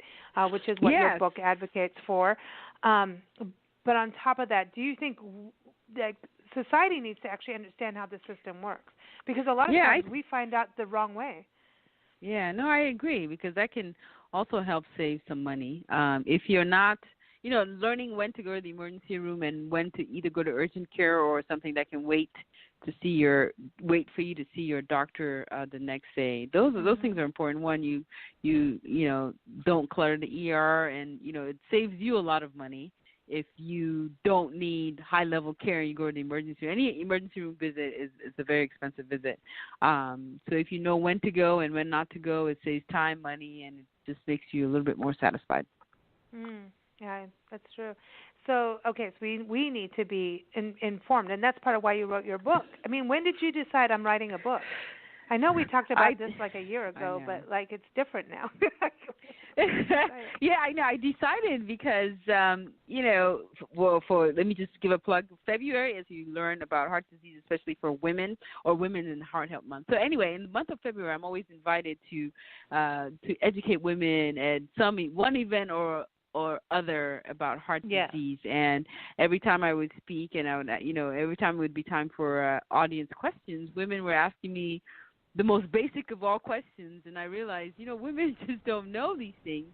And, I thought maybe it'd be a good idea to put basic information into a book, into one place where, you can pick it up and read it and just learn the basics. And then, I don't talk about the whole heart disease thing in the book, but this is just to give you a basic understanding of it so that you can move on to the next level. We just need to move past the basic information. Women just need to understand that heart disease is a possibility. Actually, it's a big possibility for them to understand that it's not just a man's disease. Understand your risk factors and some of the signs and symptoms of heart disease. So that's why I wrote the book. And let's just go into that, because we always touch on this. It's the number one killer of women in our country, in America. And that kills more women than breast and lung cancer combined. That's something I learned when you first came on the show. That's huge. That is huge, and a lot of cancer. Exactly. That's a misconception that a lot of women have, and I think it's because the breast cancer people, quote unquote people, have done such an excellent job educating women about heart disease. Everybody knows about breast cancer, and Pink. They've done such an excellent job that every woman knows about breast cancer, but when you ask them about heart disease, they're looking at you like, what are you talking about? It's not true. Yeah. Yeah, so it's like, you're going to make me not eat meat anymore. No, no, because I think they feel like that the man goes out and does the big work, and women get office jobs, and somehow you equate a more sedentary kind of job versus maybe a construction job. And then you go, well, that's going to have heart attack over there, but not over here. And that's where I really do think it comes from, that kind of, that's a man's mentality. disease, not a woman's. Yeah, absolutely. People always think it's a man's disease, and women do, and they never think about that when it's, when they feel like, sick. Women are very good at picking out their husbands that are sick and dragging them to the emergency room, but they're not very good at taking themselves to the hospital when they don't feel very well. And there's and I think we're going through a lot of changes in society, and positive ones, I hope. It looks like. Yes. And at the same time, there's a lot of stress involved. There's always the stress of running, a household and a job, and even and your job could be I'm at home taking care of my kids and running a household, which is huge. It's like I don't do that because I can't. It's like I ain't doing that. Right. But I respect women so much for doing that because it's a huge job. But it is I'm huge just going to go back to the older mindset that physical labor is more stress on the heart than stress. And I think that's where, if you're a woman and you've got kids and you have a job or maybe two jobs is what's happening now, you're probably under more stress than a man who goes and works on a construction site. Absolutely. And that's what I don't think that women see. Yeah, we think that men doing their stuff and because they used to write all the bills and everything that they have the big stress. Yeah. Just saying. That's what I think. Yeah, so we need to change that myth, and we need to educate women more about heart disease so that in a few years these statistics will not exist anymore for women. Speaking of women, what's it like being a woman in the medical industry and a doctor going and not just being a cardiologist, being a electrophysiologist, I'll get it right, and then writing and going speaking. So obviously you're building your career and spreading the word of what women need to do for their heart, which men and women need to hear because we're all connected. But when you think about it, is there setbacks for women in the medical industry that women going into this field need to know? Well, there aren't that many women in my field, period. And it can be quite challenging. At all levels. At the level I am right now, I sometimes, people, when patients come in to see me, they're surprised. And the first thing they say is, I wasn't expecting you, because they don't expect to see a woman. They don't expect to see a woman doctor, period, let alone a cardiologist. And, when you start talking about procedures, they're looking at you like, well, can I get a second opinion from that other doctor? They're pointing at my male colleague. And I have to explain to them that, no, I am the specialist in electrophysiologists. They are not electrophysiologists. So you can go talk to them, but they can't make recommendations about electrophysiology because they're not electrophysiologists. So you run into that issue. Yeah, you run into that issue. I run into that issue all the time. I used to, get all upset about it. Now I doesn't even bother me anymore. I've almost come to expect patients to look at me twice. One, I look younger than my stated age, so I always have to battle that. You kid, what are you doing here? What are you doing here? You should just make a big sign and put on your desk and go, yes, it's me. Yeah, right. Exactly. And I will hunt you about only having 5 ounces of wine. No, that's funny. And no Christmas cookies for you. It is. But you would think in this day and age that people are used to seeing women doctors, but that's not the case. That's still not the case. People have you watched Chicago Med? Because apparently there's a woman surgeon that's kicking the butt of the male surgeon in the heart specialist department. I'm just saying, but now you told me that's all not like there. I can't even watch that now. I knew. We know the doctor who's going to get suspended is because he appeared on Shameless. Oh, that's right. Okay. Listen.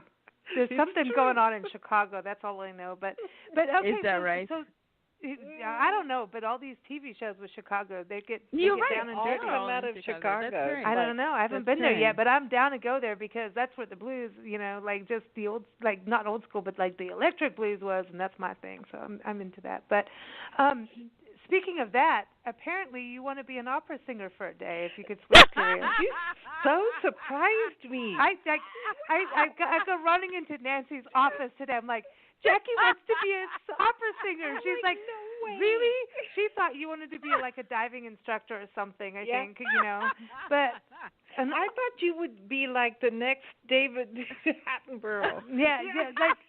Like you should be on like, the science show. Wait. This is a heart. I would just clarify. I don't sing that well. I love opera music. And I had a voice instructor for a short period of time. I just love it. I mean, I come from a family really of singers. My grandmother. Wow. I never met her, but everyone tells me she was an awesome. It wasn't her career or anything like that, but she actually won at the Apollo. The Apollo in New York. She went on some competition and she won. And she was an excellent singer. Wow. And I have several people in my family that sing. And I think I love it because I think it's innate, but I didn't practice it. I didn't grow up singing or anything like that, so I'm not that good, but I definitely have the ear for good music and beautiful voices and those kinds of things. I love my opera music. I wish I could sing to that level. Me too. But, I share that with you because some of the opera side, like theatrical side, when we got back to this country from South Africa, and we were like, okay, we got to change everything, and everything was different for us, and it's like we're walking in with no money, nothing, start everything over, which was cool, and we did, and we're here, and we're fine. And I was like, okay, I'm 19, I'm going to go do musical, because I'm a singer, I was going to go do musical theater, and because of the I don't know what it was, and I think it's because part of living in Africa with the voices, the deep singing, because it is operatic, and you maybe really think about that. It's incredibly operatic, where they could do runs and this heartfelt meaning, and I was all into that, and then heard certain like musicals and like Hair and things like that. But I realized that there was this deepness of voices, but they could never get my matriculate, my certification, my matric certificate to go to college here. They could never get it because the principal died, and at that time there was unrest in South Africa, so I couldn't go do what I wanted to do. Yeah, at that point, like if I wanted to wait, I would. But I was like, okay, moving on. But I had a band after that, whatever. But the musical thing of that deepness of that there's a thing with certain operas to me where we just interviewed Ellen Simon from Excalibur, this Celtic rock opera, and there was this lady so deep, this alto voice.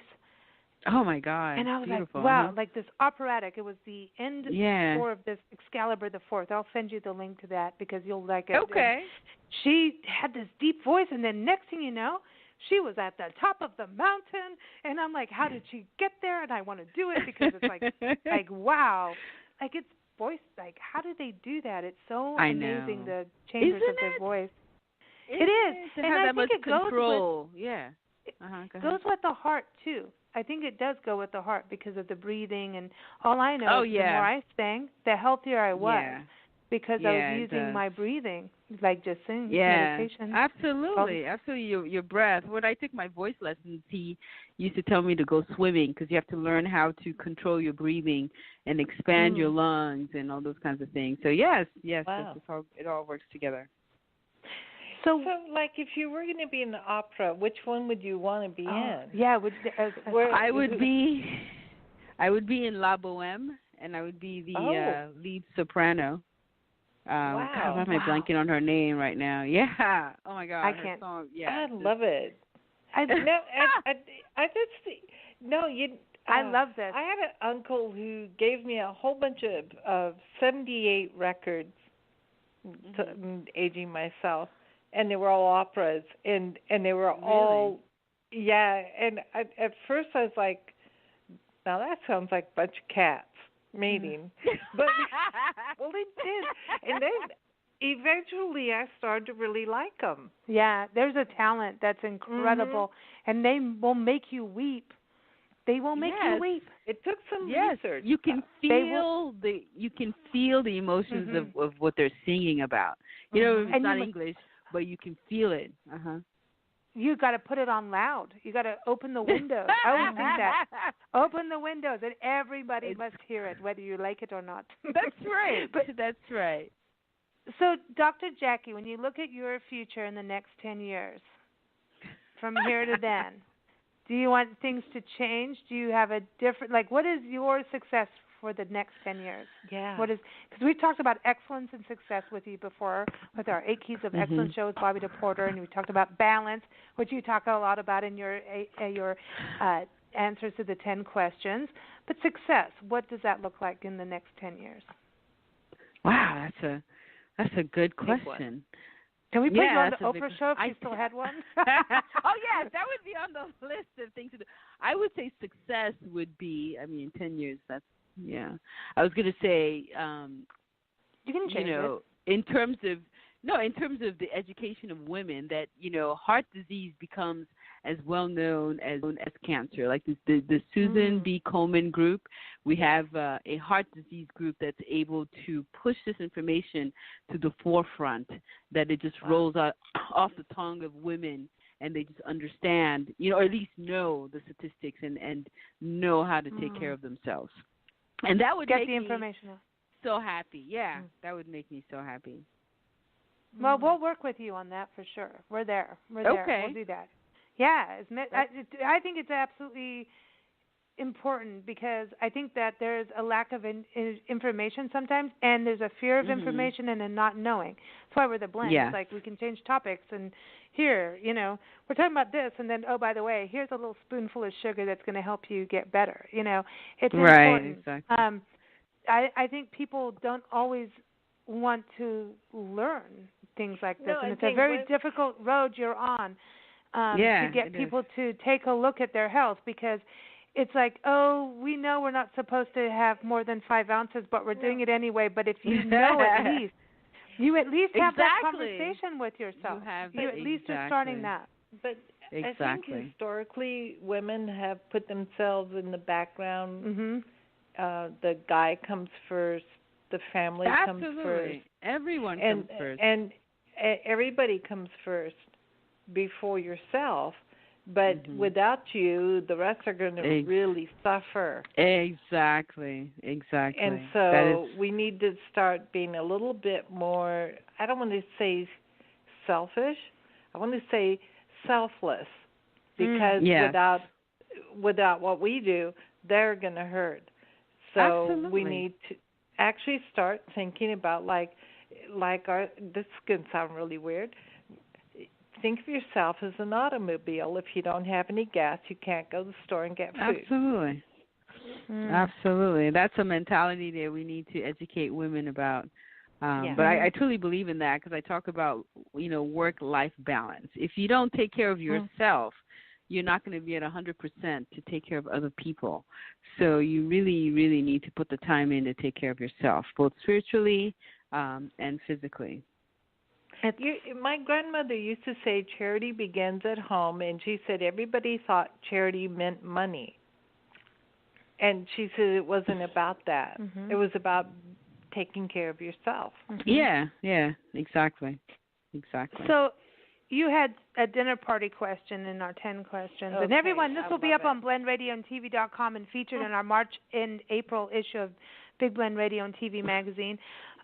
We asked you if you could invite any 3 people, alive or passed on, for a dinner party, who would they be? Nelson Mandela, Oprah Winfrey, and Barack Obama were your answers. And I just want to say, can we bring Michelle Obama in too? Because, I'm just looking at candidates for 2020. But anyhow. I know. No, but she understands gardening and sustainable gardening. I know. Without Can we just add a 4th one in there? If we could? Would you allow her to be in your dinner party if she said I wanted to come? Absolutely. Can she come meet Dr. Jackie? Okay, yes, cool. Yes. No, can I go meet Michelle Obama? Yes. I thought she did a lot for health, but she really did. I think she change lives and made some changes there. But okay, so where is this dinner party? I just want to know, because our happy hour question, I want to know where are you gonna host them? Where am I gonna host them? Yeah, because now you're cooking. Or you're going to get a caterer. Because you have to have that work-life balance. Oh, my God. I wouldn't want to bring him to my house. I would have to go and rent some place that's fancy or something like that. I'd be nervous about bringing. No, I'm just kidding. No, I would do it in my house. I would do it downstairs. I'll have dinner, and I probably would have someone. I'd have it catered. I would have it catered so that I don't have to be stressed out about food. Balance, exactly. Balance. And all that kind of stuff. So we can sit and really have a meaningful conversation, for hours on end, nonstop. Nobody's, exactly. Yeah. And what would is there like specific things you would want to ask each of them, or the same kind of thing for all three of them? This almost the same kinds of questions from all three of them, just to glean some of their wisdom. To me, Nelson Mandela is I just put him up on the pedestal. I just can't understand how a person can be that forgiving and loving. What he did for South Africa is just beyond, anything that I could ever dream of. And the guy was as humble as anything, just being in his presence and maybe having some of that humility and just the forgiveness just rub off on me. I would just be happy. He's just like the highest level of spirituality in my eyes. And I feel like that's where we all need to get. We need to get to that point where we can just forgive everybody and just be humble and just work together for the good of everybody, not just for yourself and, the selfishness. It's a hard lesson, man. That's a hard thing. It is. But it's very freeing once you do. It's it is freeing. It is. It's good for your heart. To see that in him. Yeah, I know. But I wouldn't want to go to jail for 40 years to learn that lesson. But I would want to learn it from him. But yeah, exactly. And Oprah Winfrey, I know that you sent me the answers before her speech at the Golden Globes. Did you get to see her speech? I did. It was amazing. She's a very inspiring woman. She always inspires you to be the best person you can be. She's always encouraging you, to go out there and do things and not to be, stunted by fear. I mean, she's just an amazing woman. I mean, so yes, absolutely. So I would love to just sit there and have a conversation with her as well. Yeah. I think that would be important because I think what's great about her is she stood up for women predominantly throughout everything. Yes. And I know that, after the Golden Globes, there's like a lot of talk about her running for president, and then there's a lot of backlash of, everybody's got their thing to say, whatever. But the reality is she has always stood incredibly strong on one thing. I'm doing this for women. She still brought men on her show and did that, but it was always this focus on women. And I was like, wow, like someone's doing, when we got to this country and she had started that, I was like pretty shocked that someone was just doing something straight for women. So I think that's like you, doing that. So I think that's pretty cool. And then lastly, Barack Obama. Yeah. I mean. Yeah. Yes, I would just love to. I mean, I think he's so intelligent. I just would love to sit there and just have a conversation with him. Yeah, he was just charismatic. I miss him so much. I know. Yes, I mean he was for the people, and he seemed to have a warm, kind heart, and he was he was just an amazing person. Well, and Michelle Jackie, can come too. Yeah. I've got it. Before you go, we're gonna play a song for you, okay? And you get to choose. Okay. Because I picked two women that could go up there vocally. It's not opera, but they could do it if they really wanted to. Okay. But I always ask you to tell everybody the signs of a heart attack of a woman, because it's important that everyone knows, because it's different than a man. So can you give everyone that overview of a woman having a heart attack, how it could look? So it's the typical signs of a heart attack. I always have to start out with that because some women can have these symptoms as well. The typical signs of heart attack include left-sided chest pressure that sometimes radiate down the arm or up the jaw, associated with shortness of breath, sweaty. But some women may not necessarily present with those symptoms. I think something in the literature about 40% of women don't come to the ER with chest pain when they're having a heart attack. They can have some non-specific symptoms like fatigue, nausea, vomiting, overall just not feeling well, and sometimes not being able to articulate that you're not feeling well, but overall not feeling well. So what I advise women to do, because a lot of times they're not sure whether they're having a heart attack, is one, you need to know what your risk factors are for heart disease. And if you do have a number of these risk factors, if you have these nonspecific signs, if you have multiple of these signs like shortness of breath or fatigue, nausea, vomiting all together, you should come to the emergency room and have that checked out. It's better to be safe and told that you're not having a heart attack than to be told, well, you had a heart attack 5 days ago. Why are you just coming in now? Your prognosis is bad, and all those kinds of things. Right on. So everyone, importantly, get the book, Women and Heart Disease, The Real Story. Go to womenandheartdiseasebook.com, also on Amazon. And also you can read Dr. Jackie's articles and listen to her past interviews. They're always fun, as you can tell. Go to blendradioandtv.com and look in our expert department and click on Dr. Jackie. But Dr. Jackie, music for you. Okay, so I'm going to give you three song titles because I can't choose for you. Is it As I Give My Heart, I Am Here, or Unstoppable? Which title resonates with you the most? Unstoppable. I knew it. I know it. That's what I picked for you too. Okay, so Unstoppable is like, okay, I knew it because that's exactly how I feel about you, and I wanted to play that, and I was like, okay, so Doreen Taylor she's like a force, she's a force of nature just like you are. She has taken her music career to the height. She just did Oscar and Hammerstein, an off-Broadway show with that, and in New York, and she's out there trying to actually save his house, the actual farm that he lives in. Yeah, I mean, it's like this whole story. She's been on our shows for years, and this is her latest album, which is the album is called Happily Ever After, but it's called Unstoppable. And it's the actually song. Yes, the song is called Unstoppable, and this is for Joe Frazier, the boxer. Actually, the song that she wrote it for him is because he used to come to her concerts all the time, and it was about him being unstoppable and standing up. And it was interesting. We actually interviewed a band that wrote a song for Muhammad Ali because he said he was going to be unstoppable against Joe Frazier. But anyway, I don't know anything about boxing and wrestling or anything like that. But anyway, they're all friends. But this song is cool, and she's got an amazing voice, Billboard charting musician and singer, songwriter. So here it is, Unstoppable for you, Dr. Jackie. Thank you so much, and we will be unstoppable with you to keep spreading the message of women's heart disease, for sure. Thank you so much. Thank you for inviting me. Thank you so much for having me on. You bet, man. Rock. Anytime. And we can't wait for your next appearance. It'll happen, and we're going to be talking about the 8 Keys of Excellence. We've got a lot to talk about over the years. So here it is, everyone. Unstoppable. Again, womenandheartdiseasebook.com. Women, go get it. Men, go get it for your friends and your women in your life, and also read it because you need to understand what women are, going through too. Don't you think, Dr. Jackie, men have to have this education too? I'm just saying. Yes, absolutely. Absolutely. Men have to understand this as well. Yeah, because the son needs to know what his mother's going through and all that good stuff. So here it is, Unstoppable. Bye.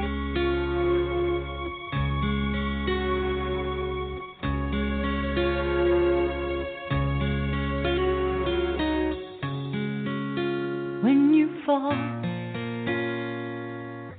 get up on your feet and dance. When you're done,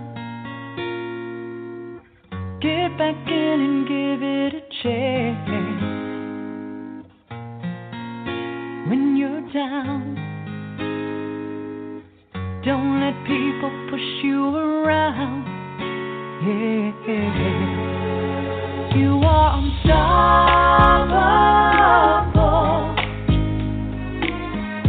If you take it day by day, you are unstoppable. Meant to be, we'll always find a way. Rain is coming down, the sun is coming out.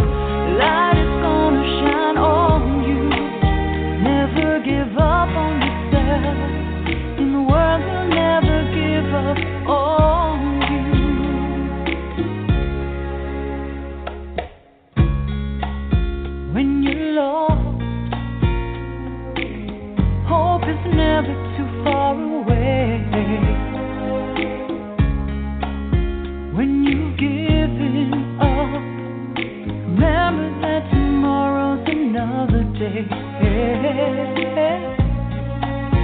when you feel you're at the end, take time in what you do.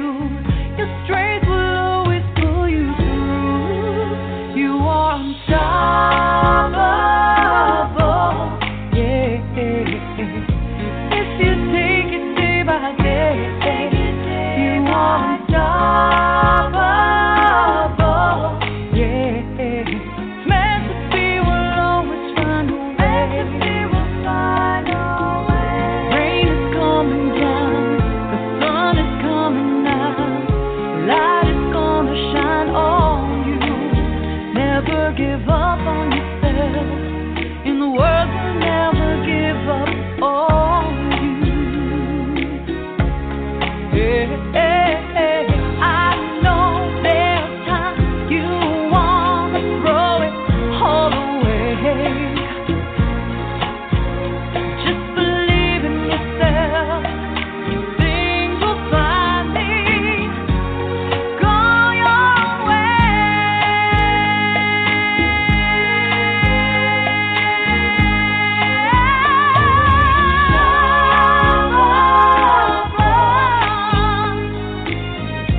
If you take it day by day, you are unstoppable, yeah. Meant to be will always find a way. Rain is coming down, the sun is coming out, light is gonna shine on you. Never give up on yourself, and the world will never give up on you.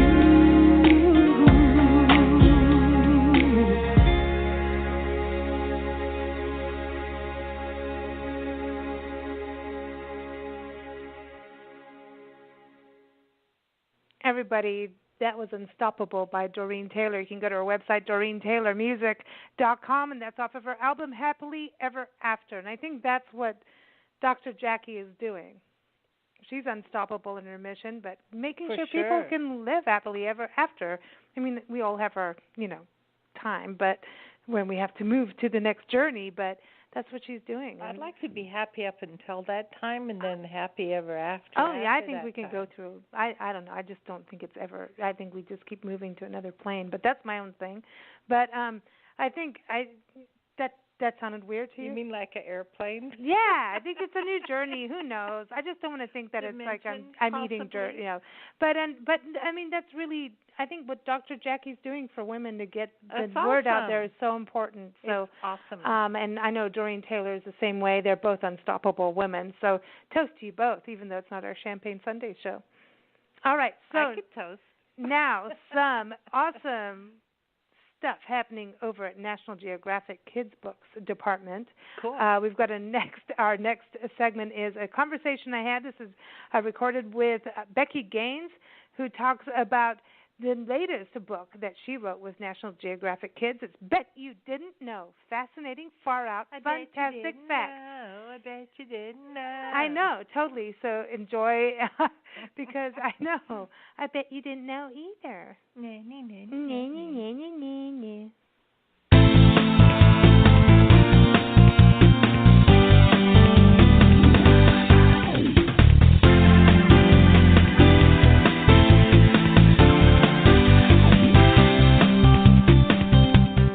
So did you know that Kermit the Frog wasn't really a frog in the beginning, but like the Lizard King? And hey, the first stop signs were black and white, that a wildflower can grow the size of a car tire. I mean, all of these fun facts are out there in the world, but they're hard to gather, but that's what National Geographic Kids is all about. Amazing books. We love their book series. And the new one is out. It's a Bet You Didn't Know, fascinating, far out, fantastic facts. And editor Becky Baines is joining us here on Big Blend Radio today to talk all about this big, fun, and hardcover book. And I'm sorry, I know it's for kids, but it's for adults too. I'm in my 40s, and I love the book. But along with being a writer and editor at National Geographic Children's Books, Becky is also the co-host of the Weird But True radio show on Kids Place Live on Sirius XM Channel 78. Welcome, Becky. How are you? I'm doing well. Thank you so much for having me on the show. Hey, I'm excited about this. I did not know that about Kermit, and I did not know that, that all these different facts. I mean, I need it just, to help me out here. But apparently Oscar the Grouch was an orange. Oh, he was orange in the beginning. So we got a lot of things to talk about. Yeah, I until I started thinking about Kermit, and then I looked up old pictures of him, and he looked pretty much the same, except he didn't have the webbed feet. And then you realize that, Kermit doesn't have a lot of frog, characteristics, and the only thing that makes me realize he's a frog is his name is Kermit the Frog, so he could still be a lizard if his name was anything else. Wow, so that's it. How did you even think about getting to Kermit the Frog? Like, when you look at everything that you pack into this book, I mean, you're going to Machu Picchu, we go to, Antarctic, we go all over the world with this, Egypt. Where did, okay, we're going to cover Kermit the Frog and find out what's going on with him, and, how did the inspiration come for that? So we do a lot of fact books at National Geographic Kids. They're our number one most beloved books by our readers, because kids just really love to feel smart. They love to feel like they know a lot. They like to feel like they know a lot more than their parents, specifically. Right on. And so so we were really, really amazed how much they gravitate towards these fact books. And so we have our flagship series, the Weird But True series, that started in National Geographic Kids magazine. And we're kind of in this privileged position as a publisher, which is unique, where kids get the magazine monthly, and then they can tell us what they like and what they don't like. And so they started doing this feature called Bet You Didn't Know, and they love this feature, which the only thing different between this and like a Weird But True is we put them in categories. So rather than being completely random, we'll do, 10 out of this world facts about space, or amazing facts about the ancient world. So it's a collection of facts on one topic. And pretty soon we had, collections on all these different topics, and we decided to put them into one book and kind of fill them in with some of our favorite topics. And because of that, what you get is this huge variety of different, topics in any one book. And the beauty of that is kids can skip around between things they like. They can skip over the topics they find kind of boring, although none of them are really boring if you actually sit down and read the facts. And siblings or friends reading it together, all of them can find something that suits their personal taste. So it kind of worked out to be this perfect, family type book. I love it because I think, kids can sit together and kind of check this out, and help each other out. And it's very visual. That's the thing, too, with the National Geographic books, that they're really, really visual and easy to grasp. And I think you give these nuggets of information.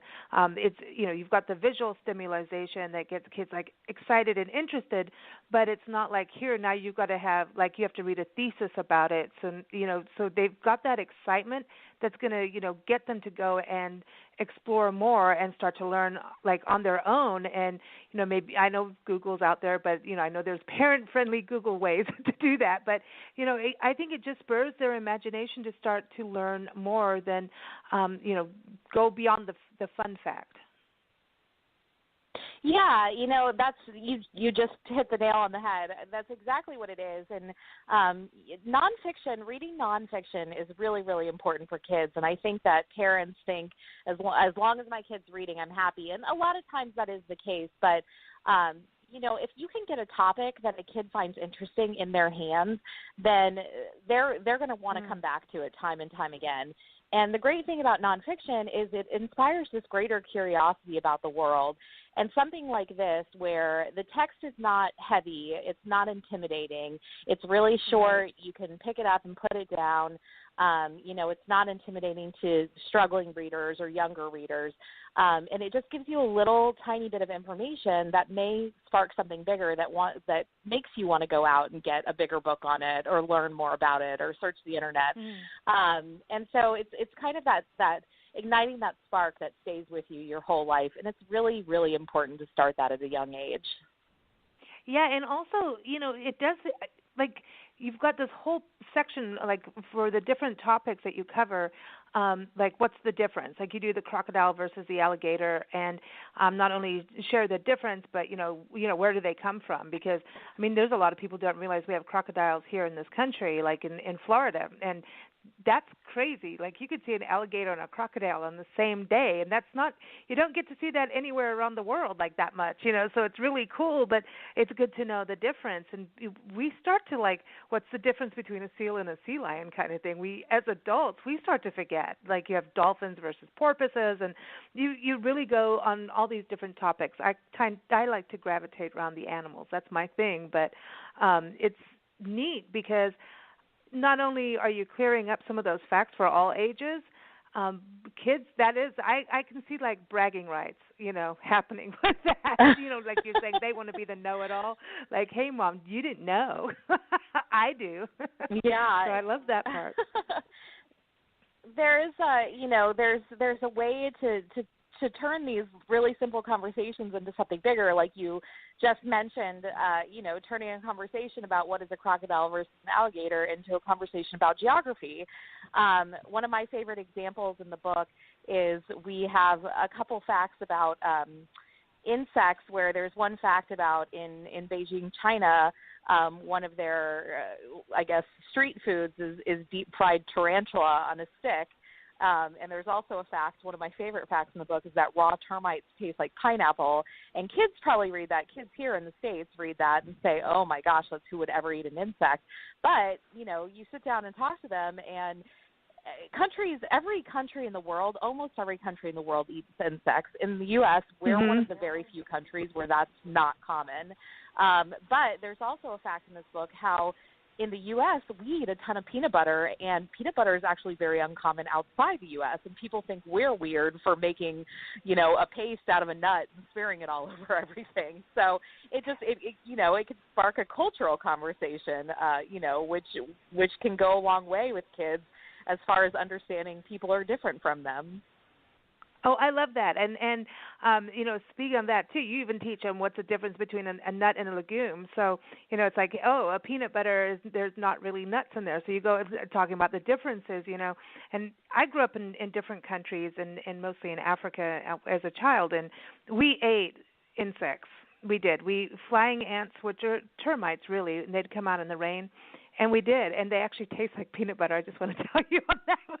But anyway, it was like the dare of the kids, and there's mopani worms, and, there's things that people do, but it's fun. But I think that's the beauty of National Geographic as the whole. I mean, of the magazines, all the different books and the movies and everything you guys do over at National Geographic is that you bring the world closer. And I think for kids, especially, you never know where the kid is, picking up this book, whether it's in a library or a school or at a friend's house or at home, sharing it with his friends or family.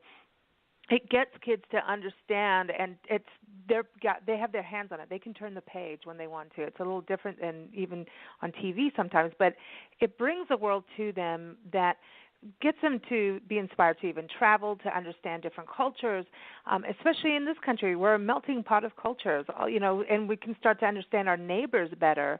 And I think that's the beauty of this. And this book it makes it fun that they may be able to talk to a neighbor from a different culture and say, hey, I learned this about you, you know what I mean, or your culture, and maybe the kid here doesn't know, you know what I mean? So I think it creates some unity around the world with this kind of book.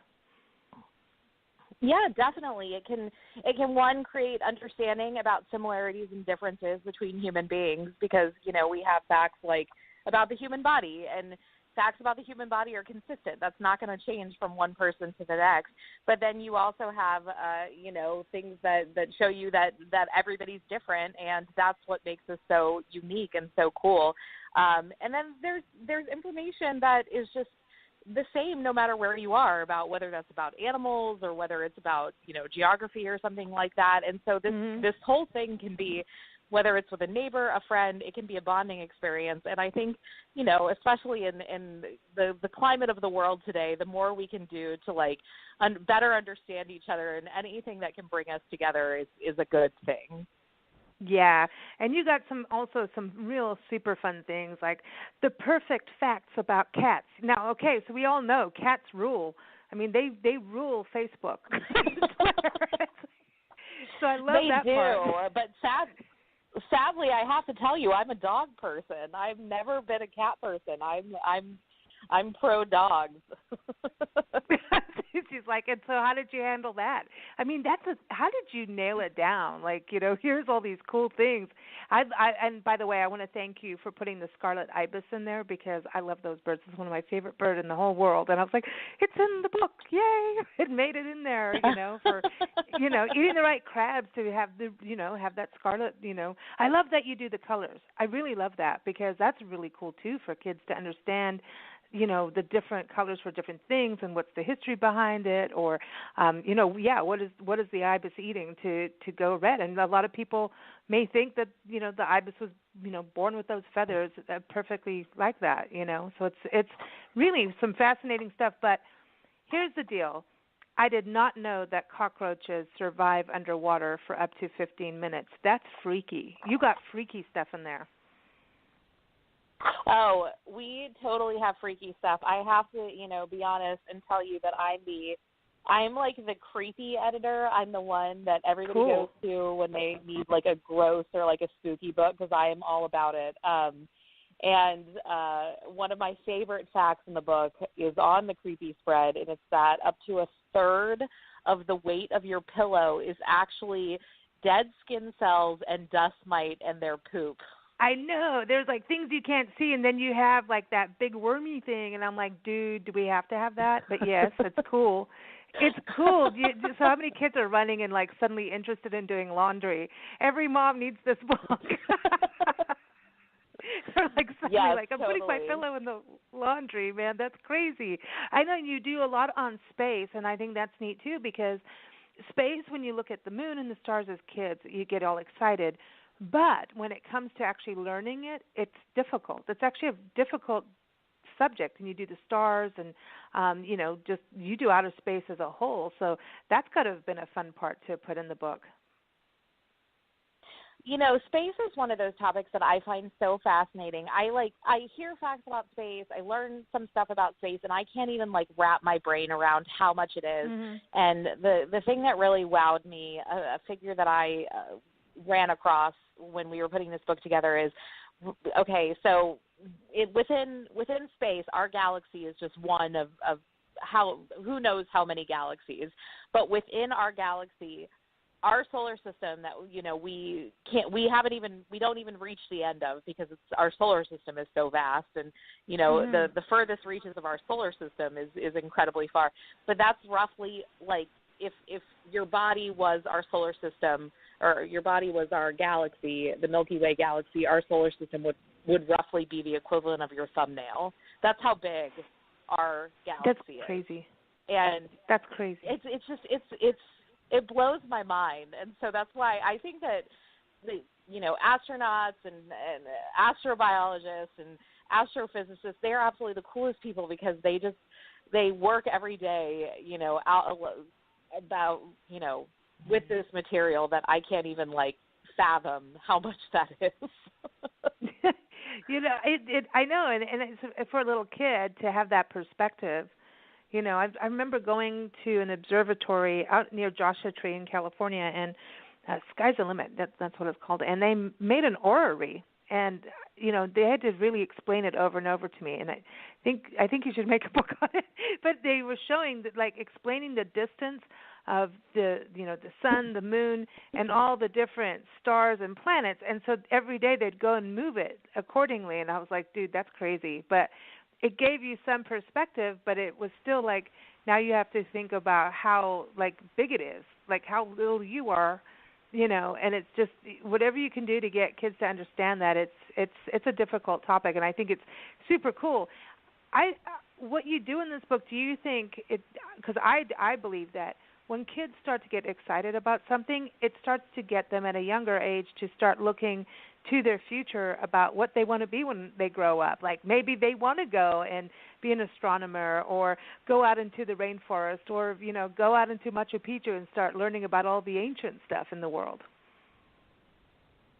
Yeah, I think that when you introduce kids to as much of this material, this real life information as you can at a young age, it inspires them to want to learn more and more about our planet, which inspires them to care about our planet and want to make a difference in our planet. So whether that's, becoming an astronaut or becoming a scientist or becoming an oceanographer, or maybe they want to go into an office job or something like that. Every kid has their passion. You never know. But the more you can introduce them to everything around them, the more passion they'll have for life. And then when you have more passion, it's easier to find your passion for what you want to do. So I think that reading is a wonderful thing. I think learning about our world is a wonderful thing, and combining the two is the perfect thing for every kid. It's fun, and the thing too is you have a money facts in there, and that's something that gets left out of education a lot, is about money. And so that's something too I thought was really great that you covered in the book. So it gets kids to understand the history of it. How real is it? All of that cool stuff. Yeah, we did do money facts in this book, and that's something that's becoming more prevalent in our products. We did a book recently called What Would Happen, which is kind of like silly hypothetical questions, but with real answers and what the repercussions would be. And it was, one of the questions was, what would happen if everything was free? And, I had never thought about that, but the answer kind of blew my mind, because it was like, first, everything would be great because, you could get anything you wanted. But pretty soon, it's true what they say, money makes the world go round, because without, money, nobody would have any incentive to work, and everything would just start shutting down and nothing would ever get made. And I think it's really important for kids to learn that lesson, because they understand the importance of a dollar and the importance of working hard. And so introducing them to that material, that's maybe when they might say, oh yeah, I want to grow up to be an accountant and not an explorer, but you never know. Yeah, I know, that's the thing. Now I know that you've also edited books like you've got Why, Weird But True, Don't Read This Book Before Bed, and Bet You Didn't Know. So I'm just saying, everybody, you can see where Becky's, where her mind is. So what, for you as a kid, thinking about what you do here at National Geographic, and I know that you will get your hands dirty in this kind of thing too, because apparently you've eaten a nacho cheese flavored mealworm, so you're not you're not just a standby. You get in and deal with it. What was your inspiration, when you were young? Did you think, because I remember as a kid reading National Geographic and getting into it inspired me to travel all different places and get into cultures and wildlife and everything. What was it for you as a kid that kind of turned you towards the career that you're in and working at National Geographic and editing and getting into the crazy, fun, and weird and creepy fun facts in the world? I wish I could say that was it was this dream, that I was going to grow up and work at National Geographic, and that was my passion. And I did have a passion from a young age. I always wanted to be a writer, and I was always a wordsmith, and that was my passion in school. I was terrible at math, and I knew that, and I embraced it. And fortunately, I had very forgiving parents too. My dad, who's a math genius, tried very hard to work with me and finally understood that was never going to be my thing. And so I pursued journalism throughout college, and I was really fortunate after I graduated that there was an assistant position opened at National Geographic in marketing, and I said, well, that's a place I could go and I could be a journalist, and it's a really well-respected establishment, and I had never even thought about doing children's books. But I started in marketing there, and after about a year and a half, I was ready to move, and I was like, I need to be doing something with words, and it just happened there was an editorial assistant position open in kids' books, and I moved into that division, and I didn't realize at the time, but it was just like sometimes the stars align because that was just the perfect job for me.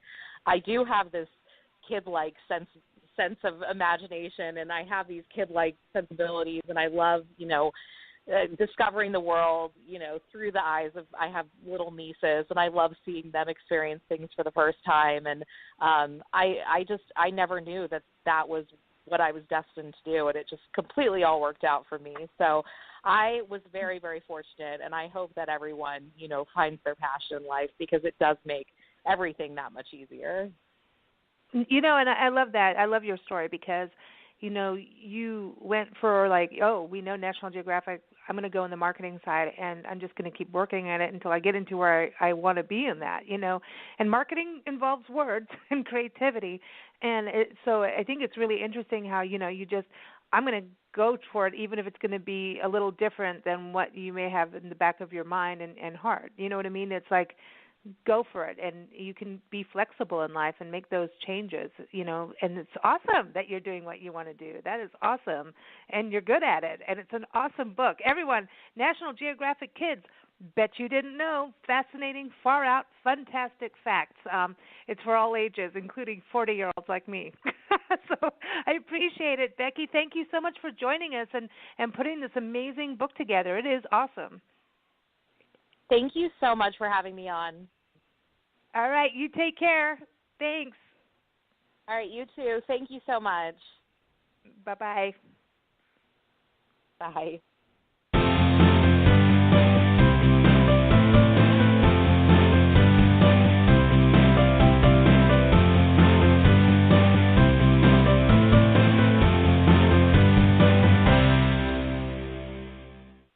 So, Nancy, after my conversation with Becky, do you want to go do the laundry? I'm going to put my pillow in the dryer. I know. It makes you really want to do that, right? It is a cool book. I love the National Geographic books for kids because, I don't know, as an adult, and I'm not just 40, I'm in my 40s, I learned stuff from them. It inspires me to go look things up and learn more. It's cool. I know, because even though you go to school and you learn these things, you have to be reminded. Mhm. Yeah. Because totally. I always think of your mind as a file cabinet. There's only so much room, and what's important goes to the forefront. Mhm. So there's stuff that you probably learned but you don't remember, and sometimes it's worth I remember that. Are you saying I have a memory problem? Probably by now. I know I do. Hey, everyone. Thank you for joining us, listeners, and our guests today, Olin, Christopher, Belle. Just joining us. Just an amazing music, amazing story. Dr. Jackie Ubani joining us again on the show, telling her story of becoming a doctor, and hey, everybody, take care of your heart, ladies. And on this path, she's on a mission.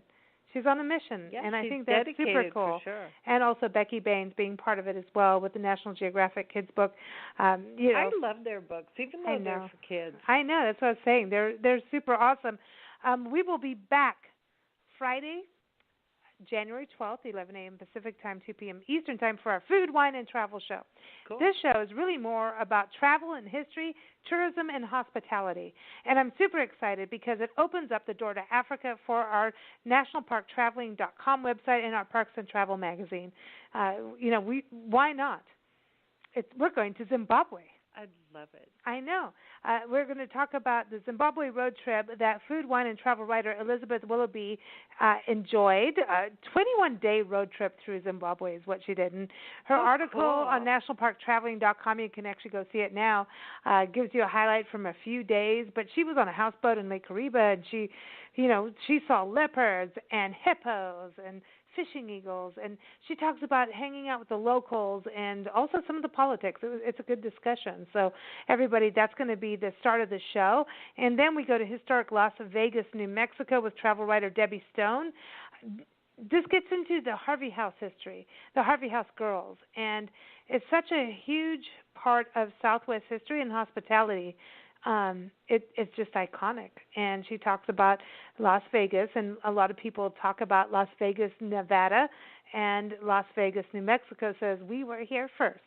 So there. But a lot of rich history, scenic beauty, Pecos National Historic Sites out there too. Ooh.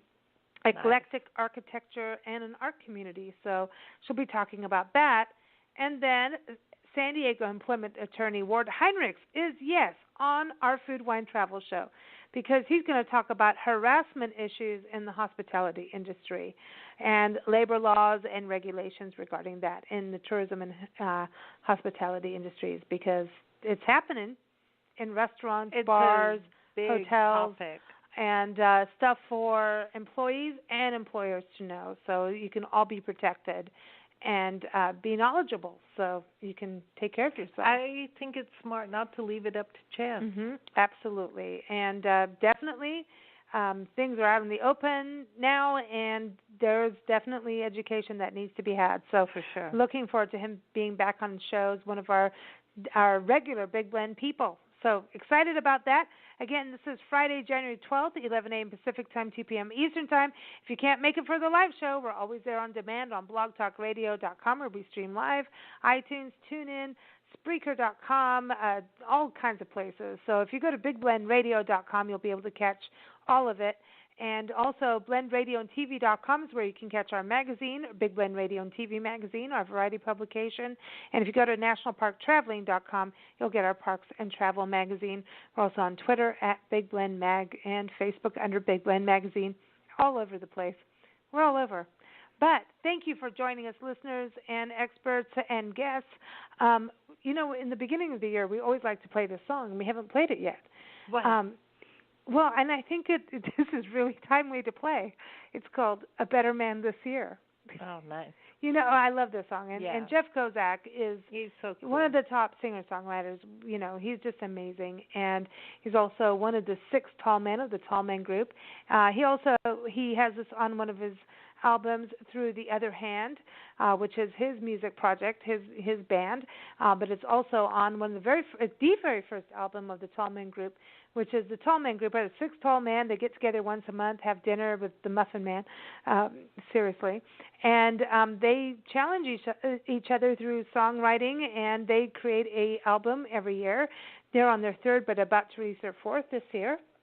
But this is on their first album, and we interview them every year, and we play their music on Big Blend Radio all the time. But anyway, here it is, A Better Man This Year, so enjoy. Thanks, everyone.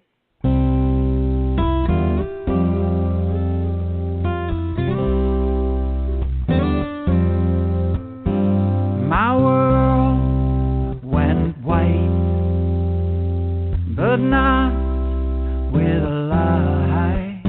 It was fear that my time here had reached its end. Well, my list is long of things that I've done wrong. I could have been a better husband, son, and friend. And if this house of cards should fall, if I cannot hold a pen, and if I cannot speak at all, or if I never sing again, I hope that I've been kind enough. I'm so happy to be here that I might be a better man this year. Well, I've had the blues, and I've read the news. Seems like everybody's living troubled times. Still, with all my stuff, I still think I'm not enough. And I believe that I've been searching for a sign. But if this curtain does come down, and if I cannot walk the beach, if I can't raise my arms at all, the whole world just outside my reach. And I hope that I have loved enough. I'm so happy to be here, that I might be a better man this year, a better man this year, a better man.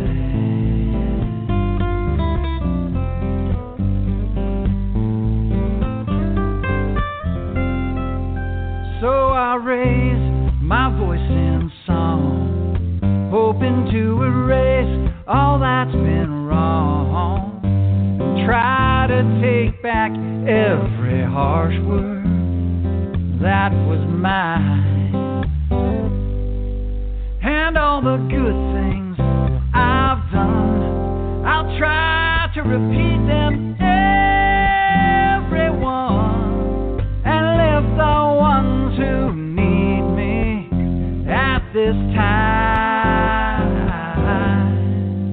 But if these sands have all run out, if I can't hold your hand in mine, if I can't raise my voice to shout, if I've just plain run out of time, then I hope that I've been good enough.